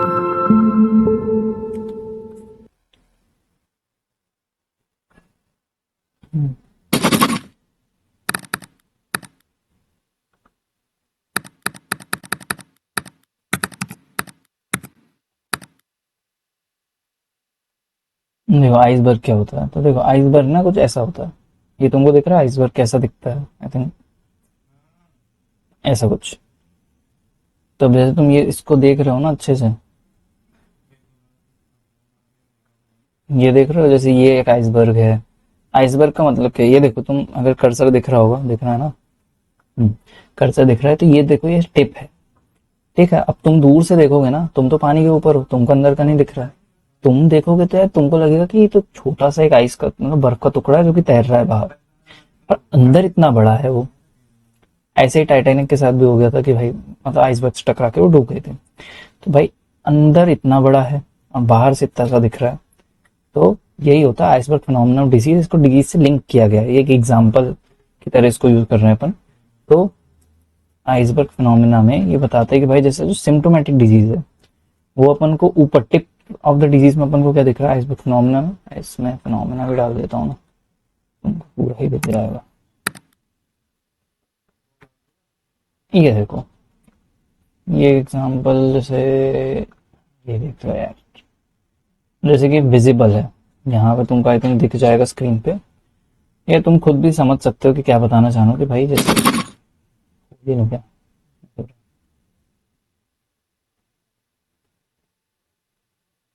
हम्म, ये देखो आइसबर्ग फिनोमेना क्या है, ये तुम देख रहे हो, ये विजिबल है। अब क्लिनिकल किसी को केस हो गया यानी कि विजिबल है, वो डायग्नोस हो गया है, उसको पता मतलब अपन को दिख रहा है। इनविजिबल क्या हो गया, तो इनविजिबल में आता है मिस डायग्नोस्ड केस, कि भाई उसको मान लो मलेरिया था, तुमने उसको कुछ ऐसे ही बुखार बुखार कंसीडर कर लिया, अनडायग्नोस्ड है कि भाई वो बंदा ही नहीं आया तुम्हारे पास।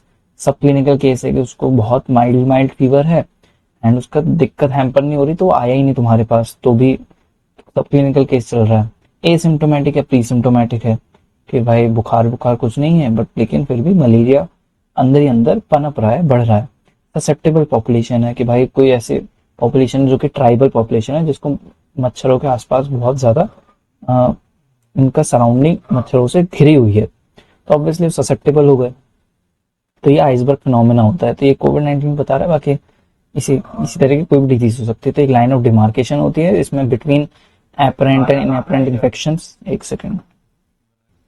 हम्म, तो वही बता रहा हूँ कि लाइन ऑफ डिमार्केशन है बिटवीन एपरेंट एंड इनएपरेंट इन्फेक्शंस। तो भाई इस ये एक जैसे लेवल है ना, इसके ऊपर जैसे तुमको टिक दिख रही है, तो यहाँ पे तुमको लग रहा है कि भाई इतनी, इसको तुम ऐसे कंसिडर कर सकते हो कि यहाँ पे तुमको बहुत सारे मतलब ये जो डिजीज है तुमको अब इसमें शो हो रही है इस टिप में। बाकी अंदर ही अंदर नीचे क्या है, लार्ज सबमर्ज पोर्शन जो है वो हिडन पोर्शन ऑफ आइसबर्ग है, जो कि हिडन मास ऑफ डिजीज। ठीक है, अपन जैसे कहते हैं कि कोई डिजीज है जैसे टीबी, फॉर एग्जाम्पल टीबी के 10 के एक पॉपुलेशन जहां पर अपन बोल रहे हैं कि 100 में से 10 लोग को टीबी है, वो जो कि डायग्नोस्ड है। पर बहुत सारे लोग हैं जो कि आए ना हो, बहुत सारे ऐसे जो कि अंदर ही अंदर टीबी होगी और वो एसिम्टोमेटिक या बहुत ही प्री मतलब उसमें प्री सिम्टोमेटिक स्टेज में हो। तो टीबी का एक्चुअल पता चला कि 100 में से 60 लोग को टीबी है, पर अपन बता रहे सिर्फ 10 ही लोग हैं। तो ये होता है iceberg phenomena.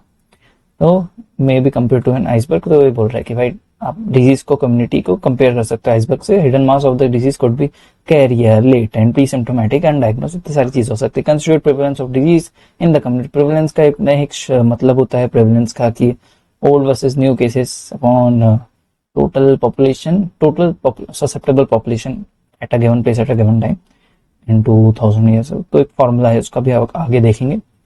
How will you make a diagnosis of this hidden portion of iceberg. Screening से आप इस को अपन बता सकते हैं कि भाई अपन ने रैपिड एंटीजन टेस्ट करने लगे, अपन किट लेके पहुंच गए पूरे गांव में, 100 के 100 लोगों को अपन देखा, तब अपन पता चला अच्छा साला इसको 60 लोग को टीबी है, अपन सोचते थे 10 ही लोग को है। ठीक है, डिजीज जिसका कोई आइसबर्ग फिनोमेना फॉलो नहीं करते, ऐसे कौन सी डिजीज है, रेबीज, टिटनस, मीजल्स, रुबेला। क्यों नहीं करती, क्योंकि भाई इसमें death occur lastly no latent carrier stage, सीधे मृत्यु। एक बार अगर टिटनेस चालू हो गया सीधे मृत्यु। टिटनेस का इसलिए 3 से 5 साल के इसमें बूस्टर ले लेना चाहिए बीच बीच में, कोई दिक्कत नहीं होने वाली। रेबीज का तो ऑब्वियसली बहुत स्पेसिफिक होता है, आप ऐसे नहीं कि जाके मेरे को रेबीज का इंजेक्शन दे रहे हो, बट टीटी एक ऐसी चीज है टिटनेस कि आप 3 से 5 साल पे लेते रहो। हैप्बी भी हो गया, मतलब अगर प्रोफिलेक्सिस के लिए या मतलब बूस्टर के लिए, सॉरी बूस्टर डोज आप ले सकते हैं। मीजल्स, रुबेला ये एक बार हो गया, इसके बाद आपने अगर टाइमली इसको इंटरवीन कर दिया तो ठीक है, नहीं तो फिर क्या होगा, शेयर डेथ हो जाएगी। इस पे लेटेंट करियर स्टेज नहीं होता। Tip of iceberg phenomena is most appropriately represented by protein energy malnutrition. तो ये एक एग्जांपल बता सकते हो, बाकी यहाँ से एपिडेमियो है। तो एक सेकंड मेरे को देखो कि कौन कौन सी चीजें हो गई हैं, मेरे को 1 मिनट तो पॉज करता हूँ। तो एक जो जो टॉपिक्स एक्चुअली इस लिस्ट में और जो मेरे नोट्स में नहीं है, तो वो मैं अर्पित सर के नोट से करा रहा हूँ। आई थिंक कितने, 1 घंटे 4 मिनट, अभी भी आई थिंक आधे घंटे से ऊपर तो लगेंगे, पर ठीक है, एक ही में सब निपटा देंगे। लेकिन इस लिस्ट में फर्स्ट चैप्टर में 18 टॉपिक्स है, तो पूरे करते जाते हैं ताकि तुमको भी दिक्कत ना हो और अपन खत्म करते जाएं। तो अब यहाँ पे बात करते हैं इंडिकेटर्स ऑफ हेल्थ।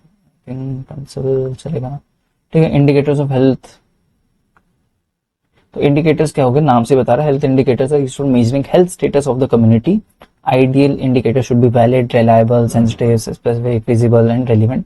तो ये सारी चीजें तो तुम टिक कर सकते हो। बाकी major health status of community, तुम कैसे बताओगे कि भाई कम्युनिटी अच्छी चल रही है नहीं चल रही है, कैसे बताओगे? एक होता है मोर्टेलिटी, भाई अगर व्यक्ति बहुत ज्यादा निपट रहे हैं, खत्म हो रहे हैं, तो बहुत ही ऑब्वियस सी बात है वहाँ की बहुत मतलब वहाँ का जो हेल्थ इंफ्रा है या हेल्थ स्टेटस है वो बहुत पुअर है। मोर्टेलिटी रेशियो कम, मोर्टेलिटी कम है, कम लोग खत्म हो रहे हैं, कम लोग की डेथ्स हो रही है, तो ऑब्वियसली वहाँ का हेल्थ स्टेटस ज्यादा अच्छा चल रहा है, गुड है। मॉर्बिडिटी की भाई व्यक्ति को इन्फेक्शन होने के बाद वो लेट गया या मतलब पूरी तरह से बैठ गया, पैरालाइज हो गया, कुछ हो गया, मॉर्बिडिटी एक फैक्टर है, इंडिकेटर है। Disability, nutrition, environment, health policy, health care delivery, utilization, social mental health, socio economic, तो ये इंडिकेटर्स ऑफ हेल्थ के अंडर पे काउंट होते हैं, ये सारे जितने दिख रहे हैं ये। इससे तुम बता सकते हो ना कि भाई किसी का, भाई ऑब्वियसली किसी पॉपुलेशन में न्यूट्रिशन अच्छा है तो तुम कहोगे कि हाँ इसका हेल्थ स्टेटस अच्छा होगा। अब उस न्यूट्रिशन पे भी आ जाता है कि भाई कौन प्रोटीन ज्यादा कंज्यूम कर रहा है, कौन कार्ब सेंट्रिक डाइट में, तो ऑब्वियसली उससे भी अपन क्रिएट करेंगे। आउच, मेरा पैर मोड़ने में दिक्कत है, ठीक है। फिर मोर्टेलिटी इंडिकेटर्स में क्या जाते हैं, life expectancy is a positive mortality indicator, कि भाई कितना ज्यादा, जितना ज्यादा व्यक्ति जिएगा, लाइफ एक्सपेक्टेंसी होगी उसकी, उतना ही उसका मतलब मोर्टेलिटी क्या कह सकते हैं, health status indicator, positive health indicator है। Years of life potential life loss, IPL is a mortality indicator. Age standard death rate is best to compare pattern, ठीक है। मेन तो ये भाई जो क्रूड डेथ रेट है, एज स्पेसिफिक डेथ रेट है, infant mortality, ये इन्फेंट मोर्टेलिटी तो भाई बहुत ही अलग ही लेवल की चीज है, जो कि आपको पूछने ही पूछते हैं 2 नंबर पे, नहीं तो इसको काउंट कर ले, मतलब सब क्वेश्चन 5 नंबर पे भी आ सकता है और ये अपना 2 नंबर पे भी आ सकता है, 1 नंबर पे भी आ सकता है, प्रैक्टिकल पे भी इसका पूछ लेंगे कि भाई बायोस्टैटिक्स के कुछ तुमको वो दे दिया, क्वेश्चन दे दिया, उसमें एपिडेमिक क्वेश्चन हो गया, उसमें बायोस्टैट मतलब कंबाइन, मतलब ये काफी फॉर्मूला जो है ना कुछ कुछ जो कि बहुत काम आते रहते हैं, तो इसको याद कर लेना। एक होता है crude death rate, crude death rate का total death upon mid year population into 1000। Mid year क्या होता है, मिड ईयर यानी कि आई थिंक जनवरी फरवरी मार्च अप्रैल मई जून, तो जुलाई, 1 जुलाई पे मान लो, उस अगर मान लो एक कंट्री है जिसकी जनवरी में पॉपुलेशन थी कितनी, 10, ठीक है, 10 लोग थे उसमें, ठीक है, दिसंबर में हो गई कितनी, 20 हो गई, और जुलाई 1 में अपन ने काउंट किया तो उसकी मिड ईयर पॉपुलेशन थी 15, तो अपन मिड ईयर पॉपुलेशन लिखेंगे 15। और टोटल डेथ कितनी हुई है, मान लो उस पूरे साल भर में, मान लो कितनी, 2 हुई है, या 2 भी नहीं, 5 हुई है, 5 डेथ हुई है, तो 5/15 अपन यूज करेंगे, ठीक है। मिड ईयर पॉपुलेशन क्या थी, वो जो डेटा में ही गिवन रहता है, मिड ईयर पॉपुलेशन को यूज करते हैं क्रूड डेथ रेट के लिए। एज स्पेसिफिक में क्या हो गया कि भाई स्पेसिफिक एज ग्रुप की बात कर लेते हैं, 18 साल पे, 18 साल का कौन सा व्यक्ति खत्म हुआ था, उस मिड ईयर पॉपुलेशन उस टाइम पे कितनी थी, of the same age group, same age group की बात हो रही है कि कैसे एग्जांपल कि 100 लोग हैं, 100 लोग में से डेथ 18 साल वाले जो व्यक्ति हैं, 18 ईयर्स की एज, अरे यार पेंसिल ही ले लो क्या, 18 ईयर्स के एज वाले व्यक्ति, मान लो 100 में से टोटल 18 ईयर्स वाले हैं 20, ठीक है, और डेथ कितनी हुई है, ठीक है, मिड ईयर में कितने थे ऐसे, मिड ईयर में थे 12, जुलाई 1 of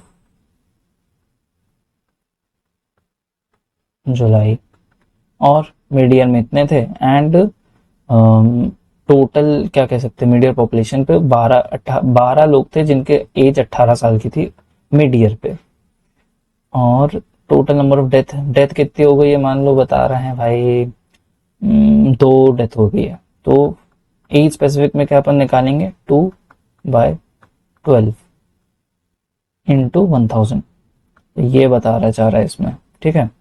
infant mortality rate, total infant death into 1000 upon total life birth, ठीक है, टोटल इन्फेंट कितने खत्म हुए, इन्फेंट क्या होते हैं, देखो पता होना चाहिए, न्यूनेट क्या होता है, इन्फेंट क्या होता है, चिल्ड्रन क्या होता है, और अपना एक और क्या बोलते हैं इसको, फीटस क्या होता है, तो ये सब डिफरेंशिएट, ये सब टर्मिनोलॉजीज का खेल है। इन्फेंट यानी कि 1 साल से कम, 1 ईयर से कम वाले को इन्फेंट कहते हैं। न्यू बॉर्न, न्यूनेट, ये सब अलग अलग। न्यूनेट आई थिंक एक जगह कंफ्यूजन है मेरे को, न्यूनेट आई थिंक 1 मंथ के अंदर, न्यूबॉर्न 1 दिन, क्या ऐसा कुछ है, 24 घंटे के अंदर वाला। तो ये थोड़ा सा एक बार देख लेना, मैं थोड़ा कंफ्यूज हो रहा हूँ, देख लूंगा मैं भी।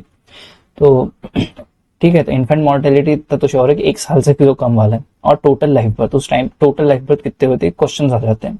Most universally accepted indicator of health status of whole population and their socio economic condition. ठीक है, तो जितना ज्यादा इन्फेंट मॉर्टेलिटी, मतलब देखो बच्चे बहुत ससेप्टेबल होते हैं।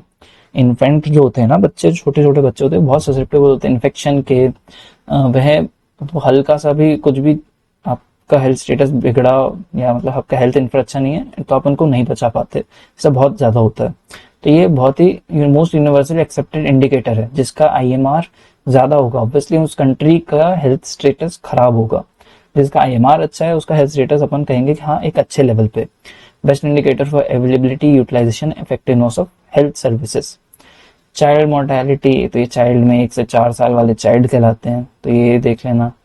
अंडर 5 प्रोपोर्शनल मोर्टेलिटी के अंडर 5 वाले क्या, तो ये सब इतनी सारी चीजें होती है। अडल्ट में क्या गया, 15 से 60 साल वाले पर 1000 पॉपुलेशन पे, तो इतने सारे अपन रेट्स होते हैं। केस फेटेलिटी एक रेट होता है, ये काफी अच्छा क्वेश्चन, ये वैसे पीजी सेंट्रिक थोड़ा ज्यादा हो जाता है case fatality rate. Total number, और ये प्रैक्टिकल में भी, total number of death due to specific disease upon total number of cases due to that specific disease. कि भाई मान लो किसी को मलेरिया हुआ है, डेंगू हुआ, डेंगू से डेथ कितनी हुई मान लो, तो वो इसमें आएगा ऊपर। और टोटल नंबर डेंगू से, डेंगू वाले डायग्नोज कितने हुए थे, वो इसमें आएंगे। Total number of cases due to specific disease into 100। यहाँ पे ध्यान रखना ये इंटू 100 है, 1000 नहीं 100 है। Represent killing power of a disease और विरुलेंस ऑफ द ऑर्गेनिज्म, कि भाई कितना किलिंग है। और प्रपोर्शन है, it is always a proportion. देखो रेट, रेशो, एक ये होता है ना, रेट, रेशो और प्रपोर्शन। मैंने बहुत ही वाहियात राइटिंग पे लिख रहा हूँ मैं, क्योंकि मैं माउस से लिख रहा हूँ, बट तुमको समझ जाओ। Rate, rate, ratio, proportion. Rate और न्यूमरेटर डिनोमिनेटर का एक अलग अंतर होता है। इसको अपन एपिडेमियोलॉजी, बायोस्टैट आगे भी अपन, मैं इसको अच्छे से बताऊंगा, तो इसलिए अभी इसको, पर ये प्रपोर्शन पे होता है हमेशा। प्रपोर्शन जहां इंटू 100 आ गया ना, हमें जहां भी, यानी समझ जाओ कि प्रपोर्शन है। इंटू 100 जहां भी काउंट, इंटू 100 ऐसा मल्टीप्लायर है, तो वो क्या हो गया, प्रपोर्शन। भले उसका नाम कुछ और भी हो सकता है, इन्फेंट मोर्टेलिटी रेट नाम दे दिया मैंने, मैटरनल मोर्टेलिटी रेट या मैटरनल मोर्टेलिटी रेशो, पर एक्चुअली में हो सकता है प्रपोर्शन हो, क्योंकि अगर इनटू 100 है। टेक्निकली थोड़ी टेक्निकलिटी वाली बात है, इसलिए आगे समझ जाओगे जो आगे वाला लेक्चर होगा उसमें। ऑलवेज एक्सप्रेस्ड इन परसेंटेज, इसको हमेशा परसेंटेज में बताते हैं। केस फेटेलिटी रेट को CFR is equal to 1 minus survival rate. Rabies का 100% है, येलो फीवर का 80%, तो इस तरह से अपन बताते ही, रेबीज हो गया और किसी प्रोग्रेस कर गया तो सर्वाइव नहीं कर पाएगा भाई, खत्म ही हो जाएगा। ये वही बात है। Limitation, time intervals not specified for usefulness limited to chronic disease, typically हो जाए इन्फेक्शियस डिजीज। ठीक है, तो क्रॉनिक डिजीज पर अपन इसको इतना यूज नहीं करते केस फेटेलिटी रेट को। अपन ज्यादातर एक्यूट डिजीज जो होती हैं, तो जिससे जल्दी जल्दी खत्म हो जाते हैं व्यक्ति, उसके लिए अपन केस फेटेलिटी रेट को majority of the time use करते हैं। फिर मॉर्बिडिटी का हो गया, इंसिडेंस रेट, प्रेवलेंस। मॉर्बिडिटी शब्द का मतलब क्या हो गया वो भी देख लो भाई तुमको।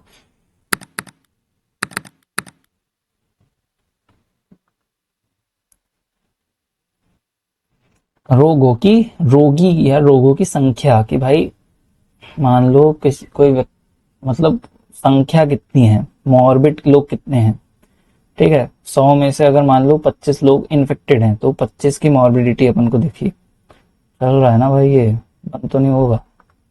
Incidence rate, prevalence rate, attendance OPD, admission IPD, इस तरह से अपन तो मॉर्बिडिटी को इंडिकेटर्स है। मॉर्बिडिटी कि भाई ऑब्वियसली इंसिडेंस अगर किसी का ज्यादा है, तो ऑब्वियसली वो ज्यादा मतलब इन्फेक्ट कर रही, रोगों की, रोग क्या बोल सकते हैं, जो डिजीज है उसकी संख्या ज्यादा हो गई ना। प्रेवलेंस, तो ये फॉर्मूलाज भी होते हैं इसके, आगे अपन देखेंगे। Attendance OPD, notification rate. Disability indicators क्या है, event type indicators, day of restricted activities, bed disability.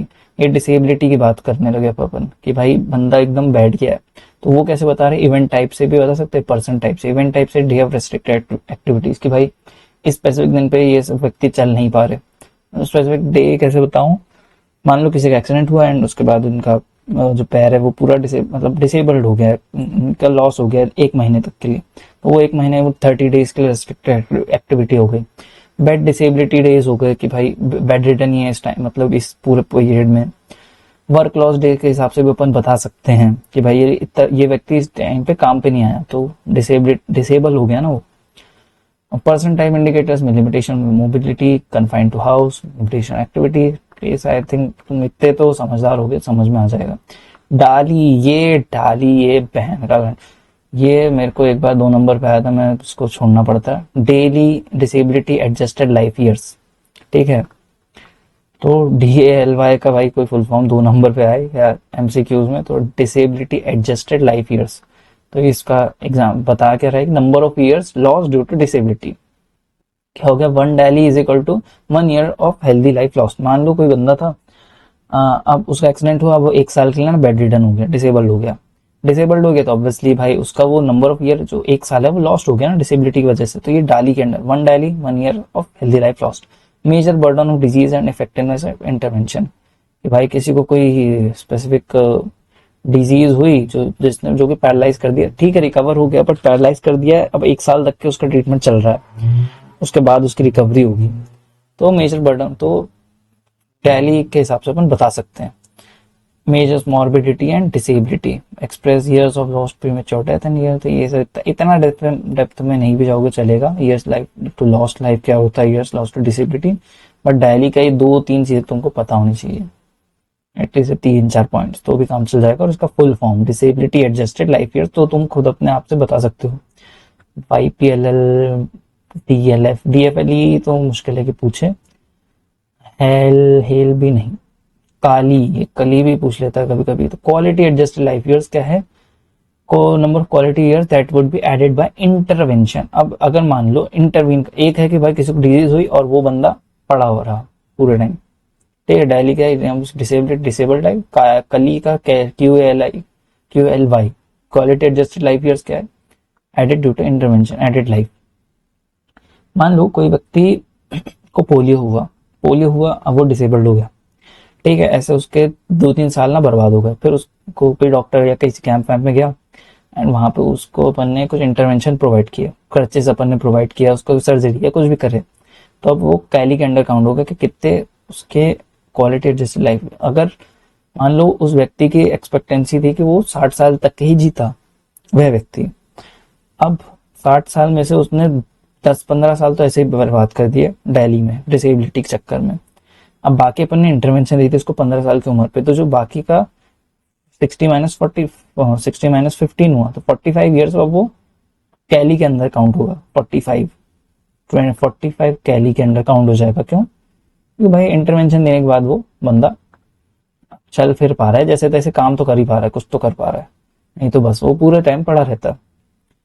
Nutritional status, तो इसके बहुत इतने सारे इंडिकेटर, एनवायरनमेंट में noise pollution, air pollution, health policy indicator हो गया, GNP कितनी स्पेंड होती है भाई, 5% जो आइडियली होनी चाहिए।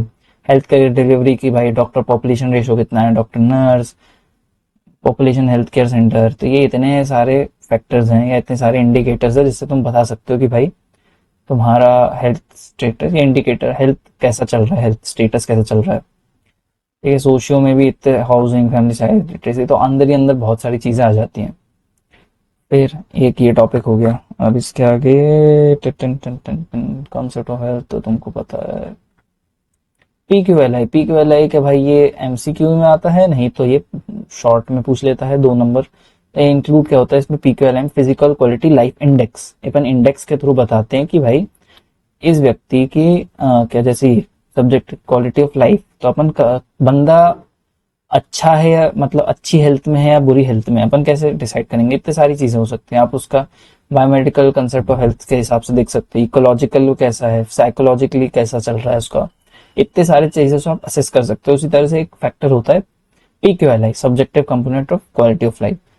तो उसमें क्या होता है PQLI में, उसमें इंक्लूड होता है infant mortality rate IMR, life expectancy at age of 1 year, यही ध्यान रखो 1 ईयर, इसको कुछ लोग 2 साल बोलते हैं, कोई 6 महीना बोल देता है, कोई 2 महीना बोल देता है, ये 1 ईयर है PQLI में।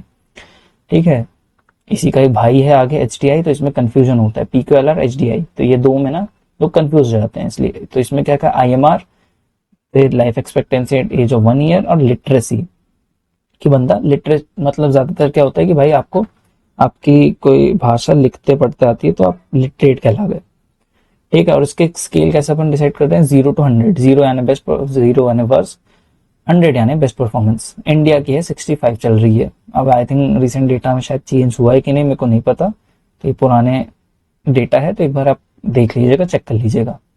इक्वल ऑफ इंडिया लिख दूं क्या, देख ही लेता हूँ अभी, रुको। यार तुम्हारे साथ ना मैं भी पढ़ ही ले रहा हूँ, इसलिए मैं, नहीं तो मैं नहीं पढ़ने वाला था यार, पढ़ता ही नहीं मैं। सिंगल इक्वल 30 कहाँ है भाई, टिंग टिंग टिंग टिंग, नॉट येट अवेलेबल, अच्छा अवेलेबल नहीं हुआ। HDI है अपना 0.685 223 का, और स्टेट वाइज तो केरल का कुछ ज्यादा ही बता रहा है। करंट पीक वाला है, no single current overall peak वाला है, अभी निकला ही नहीं, कब का है भाई लास्ट पीक वाला है, तो 4 का बता दो।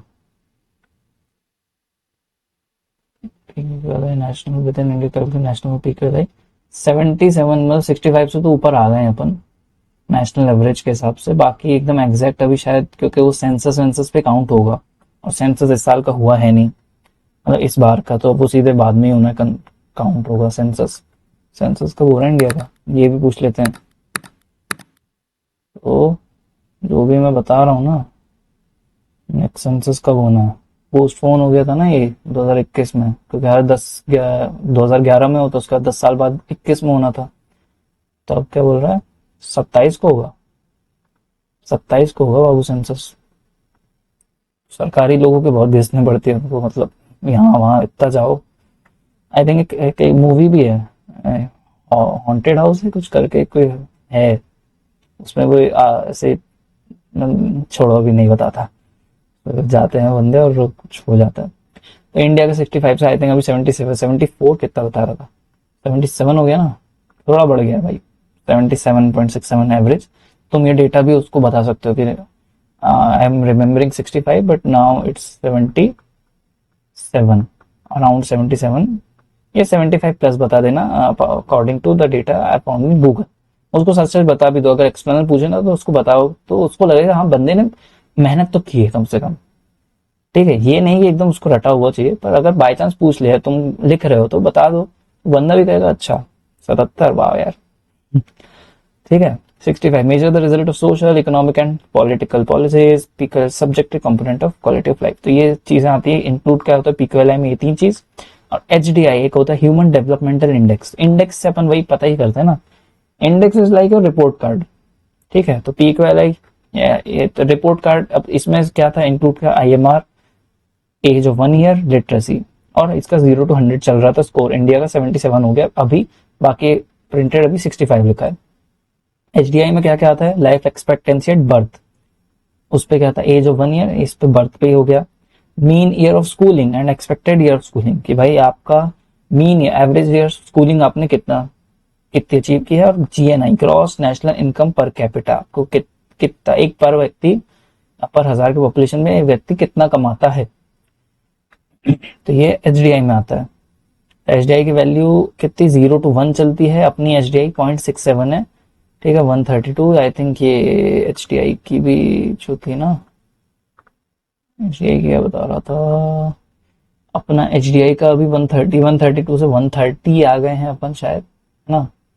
और इसका कितना दिखा रहा है HDI, 0.685, 685, 0.6 थे अपन शायद, 0.67 थे, 0.67 से 0.685, तो ये थोड़ा सा इंप्रूव हुआ। और वह 0 to 1 की वैल्यू है, तो भाई ऑब्वियसली अपन इंप्रूव हुए हैं। ठीक है, HDI में, HDI ranking the top, medium में आएंगे अपन, अभी मीडियम का कैटेगरी में है। Living standards compared in different countries by HDI, तो लिविंग स्टैंडर्ड कंपेयर करने के काम आते हैं HDI अपन को, क्योंकि इसमें इनकम का रोल है ना, ग्रॉस नेशनल इनकम का, जिसकी जितनी ज्यादा इनकम होगी ऑब्वियसली वो उतना लिविंग स्टैंडर्ड भी उसके ज्यादा अच्छे हाई होंगे, या जैसे भी अच्छे होंगे। ठीक है, तो ये एक सर ने जैसे अच्छा सा वो एग्जांपल दिया, तो वो तो आई थिंक देख सकते हो, तुमको याद भी रहेगा कि पहला में तो लाइफ 1 ईयर में death within 1 year infant mortality, P Q L I में क्या क्या आता है। पी से पहला पहले से आता है life expectancy first year of age, और death within 1 year of age तो इन्फेंट मोर्टेलिटी। और लिटरेसी, एल आई से literacy, P Q L I में एस, ये पी क्यू आर एस, तो ये मतलब सर के निमोनिक्स है कि 100, तो 0 to 100 अपना 65 चल रहा है इंडिया का, तो 77 हो गया देखा जाए, 77 ना। ठीक है। फिर subjective component quality of life, ये एच डी आई क्या बता रहे हैं, ह्यूमन का डेवलप होने के लिए पैदा होना जरूरी है, लाइफ एक्सपेक्टेंसी एट बर्थ, फिर स्कूल जाना तो मीन या स्कूलिंग आ जाएगी, और फिर पैसा कमाना, जी एन आई कर पर कैपिटा। मैंने बहुत ज्यादा बहुत ही प्यारे नोट्स दिए हैं यार, इसको पढ़ना कभी अच्छे से। मैं तुम काफी सारी चीजें पढ़ी है मैं मजे मजे में भी। फिर कुप्पुस्वामी स्केल वेल, भाई ये तो अभी नहीं, पर इसको तुमको पढ़ना पड़ेगा। अभी नहीं, इसका मतलब एक चीज तुमको कुप्पुस्वामी का पता होना चाहिए, क्योंकि पॉवर्टी को ना दो, एक कुप्पुस्वामी स्केल है और एक और स्केल है, प्रसाद नाम है क्या, इसमें नहीं दिया है, या किसी और चैप्टर में भी है, तो ये तुम खुद से एक बार पढ़ लेना कि भाई इसमें अर्बन फैमिलीज के लिए अपन कुप्पुस्वामी यूज करते हैं, रूरल के लिए आई थिंक प्रसाद स्केल को यूज करते हैं, पर आजकल कुप्पुस्वामी को अपन रूरल पे भी यूज कर लेते हैं। Education status of head of family, occupation status, और टोटल पर कैपिटा इनकम क्या होगी। यार ये मच्छर, तो ये तीन चीजें यूज कर, मतलब तीन चीजों से अपन बताते हैं, फिर इसमें ग्रेड स्कोर देते हैं, फिर स्कोर से ना अपन बताते हैं कि भाई इस जितना ज्यादा अच्छा स्कोर होगा, जैसे ये 26 से 29 है तो अपर क्लास, तो उससे अपन बंदे की क्लास बताते हैं। ठीक है। ठीक है, तो ये सोशियो इकोनॉमिक स्टेटस, तो इसके अपन अलग अलग स्कोर होते हैं, ये आई थिंक उसमें ये ऐसे रटना तो पड़ेगा ही तुमको, ये स्कोर वो क्या क्या है थोड़े थोड़े, बेसिक तुमको पता होना चाहिए, क्योंकि ये भी फाइनल ईयर पे आ जाता है, हिस्ट्री टेकिंग पे भी काफी पूछते हैं। फिर ओटोवा हेल्थ प्रमोशन, ना ना ना ना ना, ये नहीं, ये ट्रायड एपिडेमियोलॉजिकल ट्रायड, ट्रायड में क्या जाता है, एजेंट होस्ट एनवायरनमेंट, ट्राइंगल में क्या जाता है, टाइम अगर इंक्लूड करेंगे तो ट्राइंगल बन गया, और एक होता है एडवांस मॉडल, एडवांस मॉडल में क्या है, कॉजेटिव और रिस्क फैक्टर, एजेंट की जगह अपन क्या यूज करना है, कॉजेटिव रिस्क फैक्टर, इसमें टाइम भी इंक्लूड है, और population and it's characteristic, host की जगह पॉपुलेशन और उसके characteristic, and behavioural cultural and ecological elements, तो एनवायरनमेंट की जगह भाई थोड़ा सा अपन इन डेप्थ चलेगा, एडवांस चलेगा, तो एडवांस मॉडल।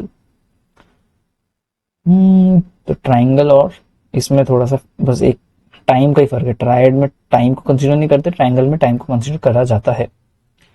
बाकी वही इन डेप्थ तुम देख सकते हो, वही सब मेन मेन नाम से ही बता सकते हो। नेचुरल हिस्ट्री ऑफ डिजीज अपन ने कर चुके हैं, ये जैसे सर ने बताया था, तो ये कॉपी ज्यादा अच्छे से करना, ये ज्यादा अच्छा दिया हुआ। लेवल प्रिवेंशन मैंने बात कर दी थी कि किस तरह से होता है, रिस्क फैक्टर प्रेजेंट है नहीं है, ये सब चीजें। फिर रिहेबिलिटेशन, तो ये टेबल जो है जो सर ने दिया है, इसको जरूर अच्छे से एक बार गो थ्रू करना, और इसको लिख लेना, तो तुमको बहुत अच्छे से याद हो जाएगा। और लिख क्या होगा, तो तुमको मतलब मार्क्स भी पूरे मिल जाएंगे इसके। ठीक है। वेब ऑफ कॉजेशन, तो ये वेब ऑफ कॉजेशन मतलब वही कि भाई एक वेब होता है ना, कि भाई आप एक सिंगल चीज से आप इतनी सारी चीजें हो सकती है, स्ट्रेस से, एजिंग से आपके आर्टेरियल वॉल में चेंज हो गया, चेंज हो से आप हाइपोटेंशन में, मतलब कोरोनरी ओक्लूजन हो सकता है, ये वेब बनाया गया है, आप खुद भी बना सकते हो। आइसबर्ग फिनोमेना, ये फ्लोटिंग टिप में क्लिनिकल अनडायग्नोज, वो क्लिनिकल और डायग्नोज वाटर लाइन के नीचे जितने हैं, सबमर्ज में latent, apparent, pre symptomatic and diagnose careers, ये सारी चीजें। वाटर लाइन क्या है, डिमार्केशन कर रही है एपरेंट और एपरेंट पे। फिर ये नॉट शोन, मैंने बताया था, मीजल्स, रुबेला, टिटनेस, रेबीज, ये आइसबर्ग फिनोमेना शो क्यों नहीं करते, क्योंकि भाई इंसान खत्म हो जाता है इसके बाद। सर्वेलेंस, सर्वेलेंस का एक तुम छोटा सा वो देख सकते हो, सेंटिनल सर्वेलेंस इसमें बोल रहे हैं, पर फिर भी मैं पूरा बता रहा हूँ। सर्वेलेंस क्या होता है और मॉनिटरिंग क्या होती है। मॉनिटरिंग होती है continuous oversight of activities to ensure they are proceeding according to plan, मतलब तुम मॉनिटर कर रहे हो ना कोई चीज, तुम अभी अपनी स्टडी मॉनिटर कर रहे हो कि भाई तुम्हारा प्लान तुमने बनाया कि भाई 20 दिन पे तुम्हारी पीएसएम खत्म हो जानी चाहिए, तुम प्लानिंग करके चल रहे हो, तो ये ओवरसाइटिंग है, मॉनिटरिंग है, कि भाई जैसे मेरा प्लान है कि 10 से 12 दिन एटलीस्ट 13-14 दिन पे खत्म हो जानी चाहिए पीएसएम, इसलिए मेरा गला दर्द देगा, पर 2 दिन में 2-2 वीडियोस बनाने पड़ेंगे। Monitor carry by technicians, monitoring of air pollution, water quality, nutrition status, and this is a routine measurement in detecting disease environment. Surveillance क्या होता है? Continuous scrutiny of factors. इसमें क्या हो रहा है? Factors that determine occurrence and distribution of disease. तो disease की डिस्ट्रीब्यूशन और ये सब अपन देखते हैं। सर्विलेंस कैरिड आउट किससे? सर्विलेंस प्रोफेशनल्स करते हैं, ठीक है, क्योंकि उसमें फैक्टर वैक्टर इन्वॉल्व है, ये सारी चीजें हैं। अरे यार मार्कर यूज करना चाहिए इसमें।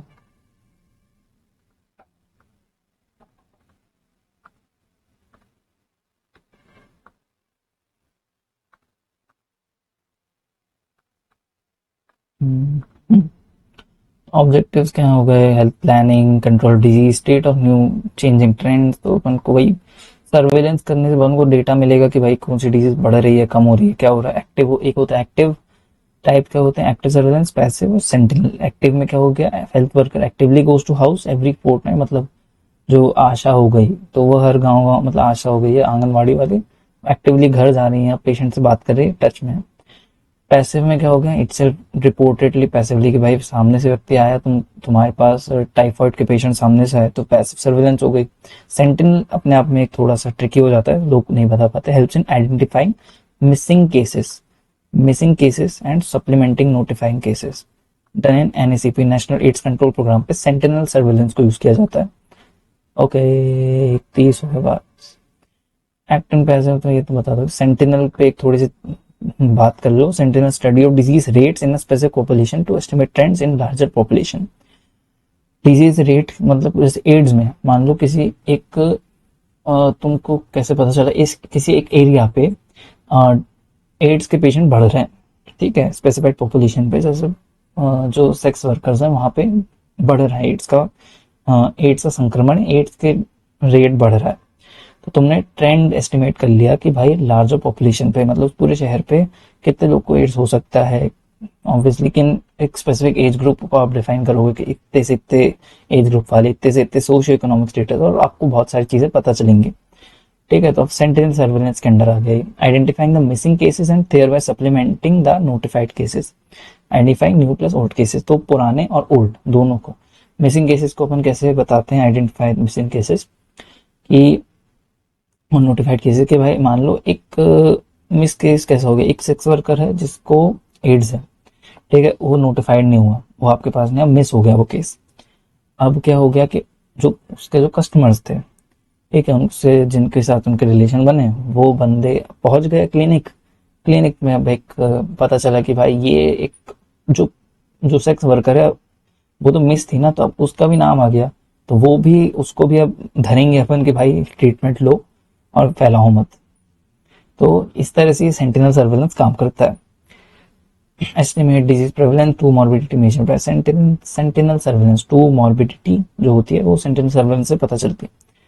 मिनिमल रिपोर्टिंग नॉइज, तो ये डन इन एचआईवी के केस में अपन इसको बहुत ज़्यादा ये यूज होती है आज भी। फिर आईडी इंटीग्रेटेड डिजीज आईडीएस पे नहीं, मॉनिटरिंग सर्वेलेंस ये तुम एक बार पढ़ सकते हो खुद से चाहो तो, कि भाई फर्क क्या होता है दोनों में। आईसीडी नहीं, ये public health, community diagnosis, patient care, ठीक है। अब यहाँ से तो एपिडेमिक चालू हो गई, तो आई थिंक ये जो मिलेनियम डेवलपमेंटल गोल्स हैं और ये सब चीज़ें हैं, ये मैं इसी में ख़त्म करूँ कि 1 मिनट देखो मेरे को। तो सिर्फ 2 चीज़ें बची हैं अब इस लिस्ट के हिसाब से, मिलेनियम और सस्टेनेबल डेवलपमेंटल गोल्स। ये थोड़ा ज्ञान वाली चीज़ें हैं। देखो मिलेनियम डेवलपमेंटल गोल्स क्या था, दो, इसका बेसिक सा बता रहा हूँ, बाकी मिलेनियम तुमको थोड़े से याद भी रह जाएं। सस्टेनेबल डेवलपमेंटल गोल यार ऑब्वियसली इतना आसान नहीं है इसको याद करना, क्योंकि इसके अंदर ही अंदर बहुत सारी चीज़ें हैं, फिर भी मैं ट्राई करता हूँ बताने की। अपन ना एक्चुअली में ग्लोबल लेवल पे एक मीटिंग जैसे बोलते हैं ना, समिट होती है, तो समिट में बैठ के अपन डिसाइड करते हैं भाई अपन इन चीज़ों पे काम करेंगे, इसको अपन बेटर करेंगे, एक अपन टारगेट सेट कर लेते हैं, ठीक है, और फिर उसको मॉनिटरिंग चलती रहती है, सर्वेलेंस चलते रहते हैं। मिलेनियम डेवलपमेंटल गोल था भाई कब से? 2000 सितंबर, मतलब 2000 पे से लेके 2015, ये एक्चुअली में ना 15 साल के गैप में डिसाइड होता है। 2015 तक के मिलेनियम डेवलपमेंटल गोल्स था कि भाई अपन को ये चीज़ें करनी है। इसकी समिट हुई थी न्यूयॉर्क पे और 8 टारगेट थे, 8 गोल थे, 18 टारगेट थे, 48 इंडिकेटर्स थे। टारगेट क्या क्या थे कि eradicate extreme poverty and hunger, कि अपन भाई गरीबी और भूख को खत्म करेंगे, कम करेंगे, इरेडिकेट ही कर देंगे, खत्म कर देंगे। अचीव यूनिवर्सल प्राइमरी एजुकेशन, भाई एटलीस्ट उसको प्राइमरी एजुकेशन तो सामने वाले को। Promote gender equality and empower women, reduce child mortality, improve maternal health, combat AIDS, malaria, other disease, ensure environmental sustainability and a global partnership for development। ये सब था भाई उसके अंडर पे। ठीक है, तो ग्लोबल के अंदर पे अपन और टारगेट वारगेट की भाई, अब जैसे चाइल्ड मोर्टेलिटी तो अंडर 5 मोर्टेलिटी की बात कर रहे हैं, रिड्यूस्ड बाय 53%। तो ये डेटा फिर जब 2015 के बाद जब अपन ने देखे कि भाई कितना अपन कर पाए, तो ये वही बता रहा है कि मीजल्स केस डिक्लाइन हो 67% तक के। तो ऐसे एग्जाम्पल तुमको याद नहीं रहेंगे, टू बी वेरी ऑनेस्ट। तुमको एक मोटा मोटा भी थोड़ा सा एक आइडिया होना चाहिए। एसडीजी या सस्टेनेबल डेवलपमेंटल गोल, पता नहीं, कोई मेरे को बोल रहा था लॉन्ग पे आया है, पर मेरे को लगता नहीं है। अगर आया भी होगा तो देखी जाएगी। पर इतनी बेसिक से ध्यान क्या है कि development that meets the need of present without compromising the ability of future generation to meet their needs. कि भाई आपको लीविंग, मतलब इसका थीम क्या है, इसकी थीम तुमसे पता होनी चाहिए। लीविंग नो वन बिहाइंड एक थीम होगी इसकी। 2016 से 2030 तक का ये है। फिर 2030 पे जब इसकी समिट बैठेगी तब अपन रिपोर्ट निकलेगी कि भाई अपन ने क्या क्या अचीव किया, क्या नहीं। 17 गोल्स हैं इसके, ये 17 गोल्स, और वह 169 है, लगभग 170 169 टारगेट्स अचीव करने हैं। डायरेक्टली हेल्थ रिलेटेड गोल कौन सा है? सिर्फ एक गोल नंबर 3, ओनली वन। 17 में से सिर्फ एक थर्ड नंबर का जो है ना, गुड हेल्थ, इसके अंडर पे फिर जो टारगेट्स होंगे वो अलग होंगे। 5 पीस क्या है? तो प्लैनेट, वो people, planet, prosperity, peace and partnership. People अच्छे हो जाएं, प्लैनेट अच्छे सेफली काम करे, प्रोस्पेरिटी हो, सब खुले भले हैं, पीस हो, शांति हो, जो भी शांति देखने रहे वॉर चल रही है, पार्टनरशिप हो, ये सारी चीजें ये सस्टेनेबल डेवलपमेंटल गोल्स हैं। Development that meet the needs of present. Present की मतलब कि भाई आज की, मान लो आज आपको 100 पेपर्स की जरूरत है, ठीक है। अब इसके चक्कर में आपने 2 पेड़ काटने थे, आपने पता चला आपने 25 पेड़ काट दिए, तो फ्यूचर जनरेशन को दिक्कत हो जाएगी। तो इसका वही बोल रहे कि भाई फ्यूचर जनरेशन की भी नीड्स पूरी हो पाए और अपनी भी। इस हिसाब से देखो, जितनी चादर उतना पसारो, जितनी चादर उतने पैर पसारो, ऐसा कुछ। नो, तो इसके गोल सुन लो। No poverty, no hunger, good health, quality education, gender equality, clean water sanitation, renewable energy, good job and economic growth, innovation infrastructure, reduce inequality, sustainable sites and communities, responsible consumption, climate action, life below water in sea, marine जो animals हैं उनके लिए भी ठीक रहे, life on land अच्छा रहे, piece and justice हो, and partnership for the goals. तो ये जो चीज़ है, इसकी बात एक्चुअली में यह है कि यार तुमको ना ये जो 17 है, इसको लिख के 5-6 बार इसको लिखना, तब जाके तुमको याद होंगे, क्योंकि तुम उसका सीक्वेंस भी नहीं बढ़ा सकते। तुम गोल नंबर 3 पे हेल्थ एजुकेशन की जगह क्वालिटी और हेल्थ एजुकेशन, गुड हेल्थ की जगह जेंडर इक्वालिटी नहीं लिख सकते। तो ये थोड़ा सा ना, ये थोड़ा सा भी एफएमटी वाले आईपीसी जैसे होते हैं ना, बीएनएस की, भाई एकदम स्पेसिफिक है तो स्पेसिफिक है, वैसे तुमको इसको रटना पड़ेगा। बाकी फिर इसके अंदर की 13 टारगेट्स हैं, जो गोल नंबर 3 है हेल्थ से रिलेटेड, उसके अंदर 13 टारगेट्स हैं।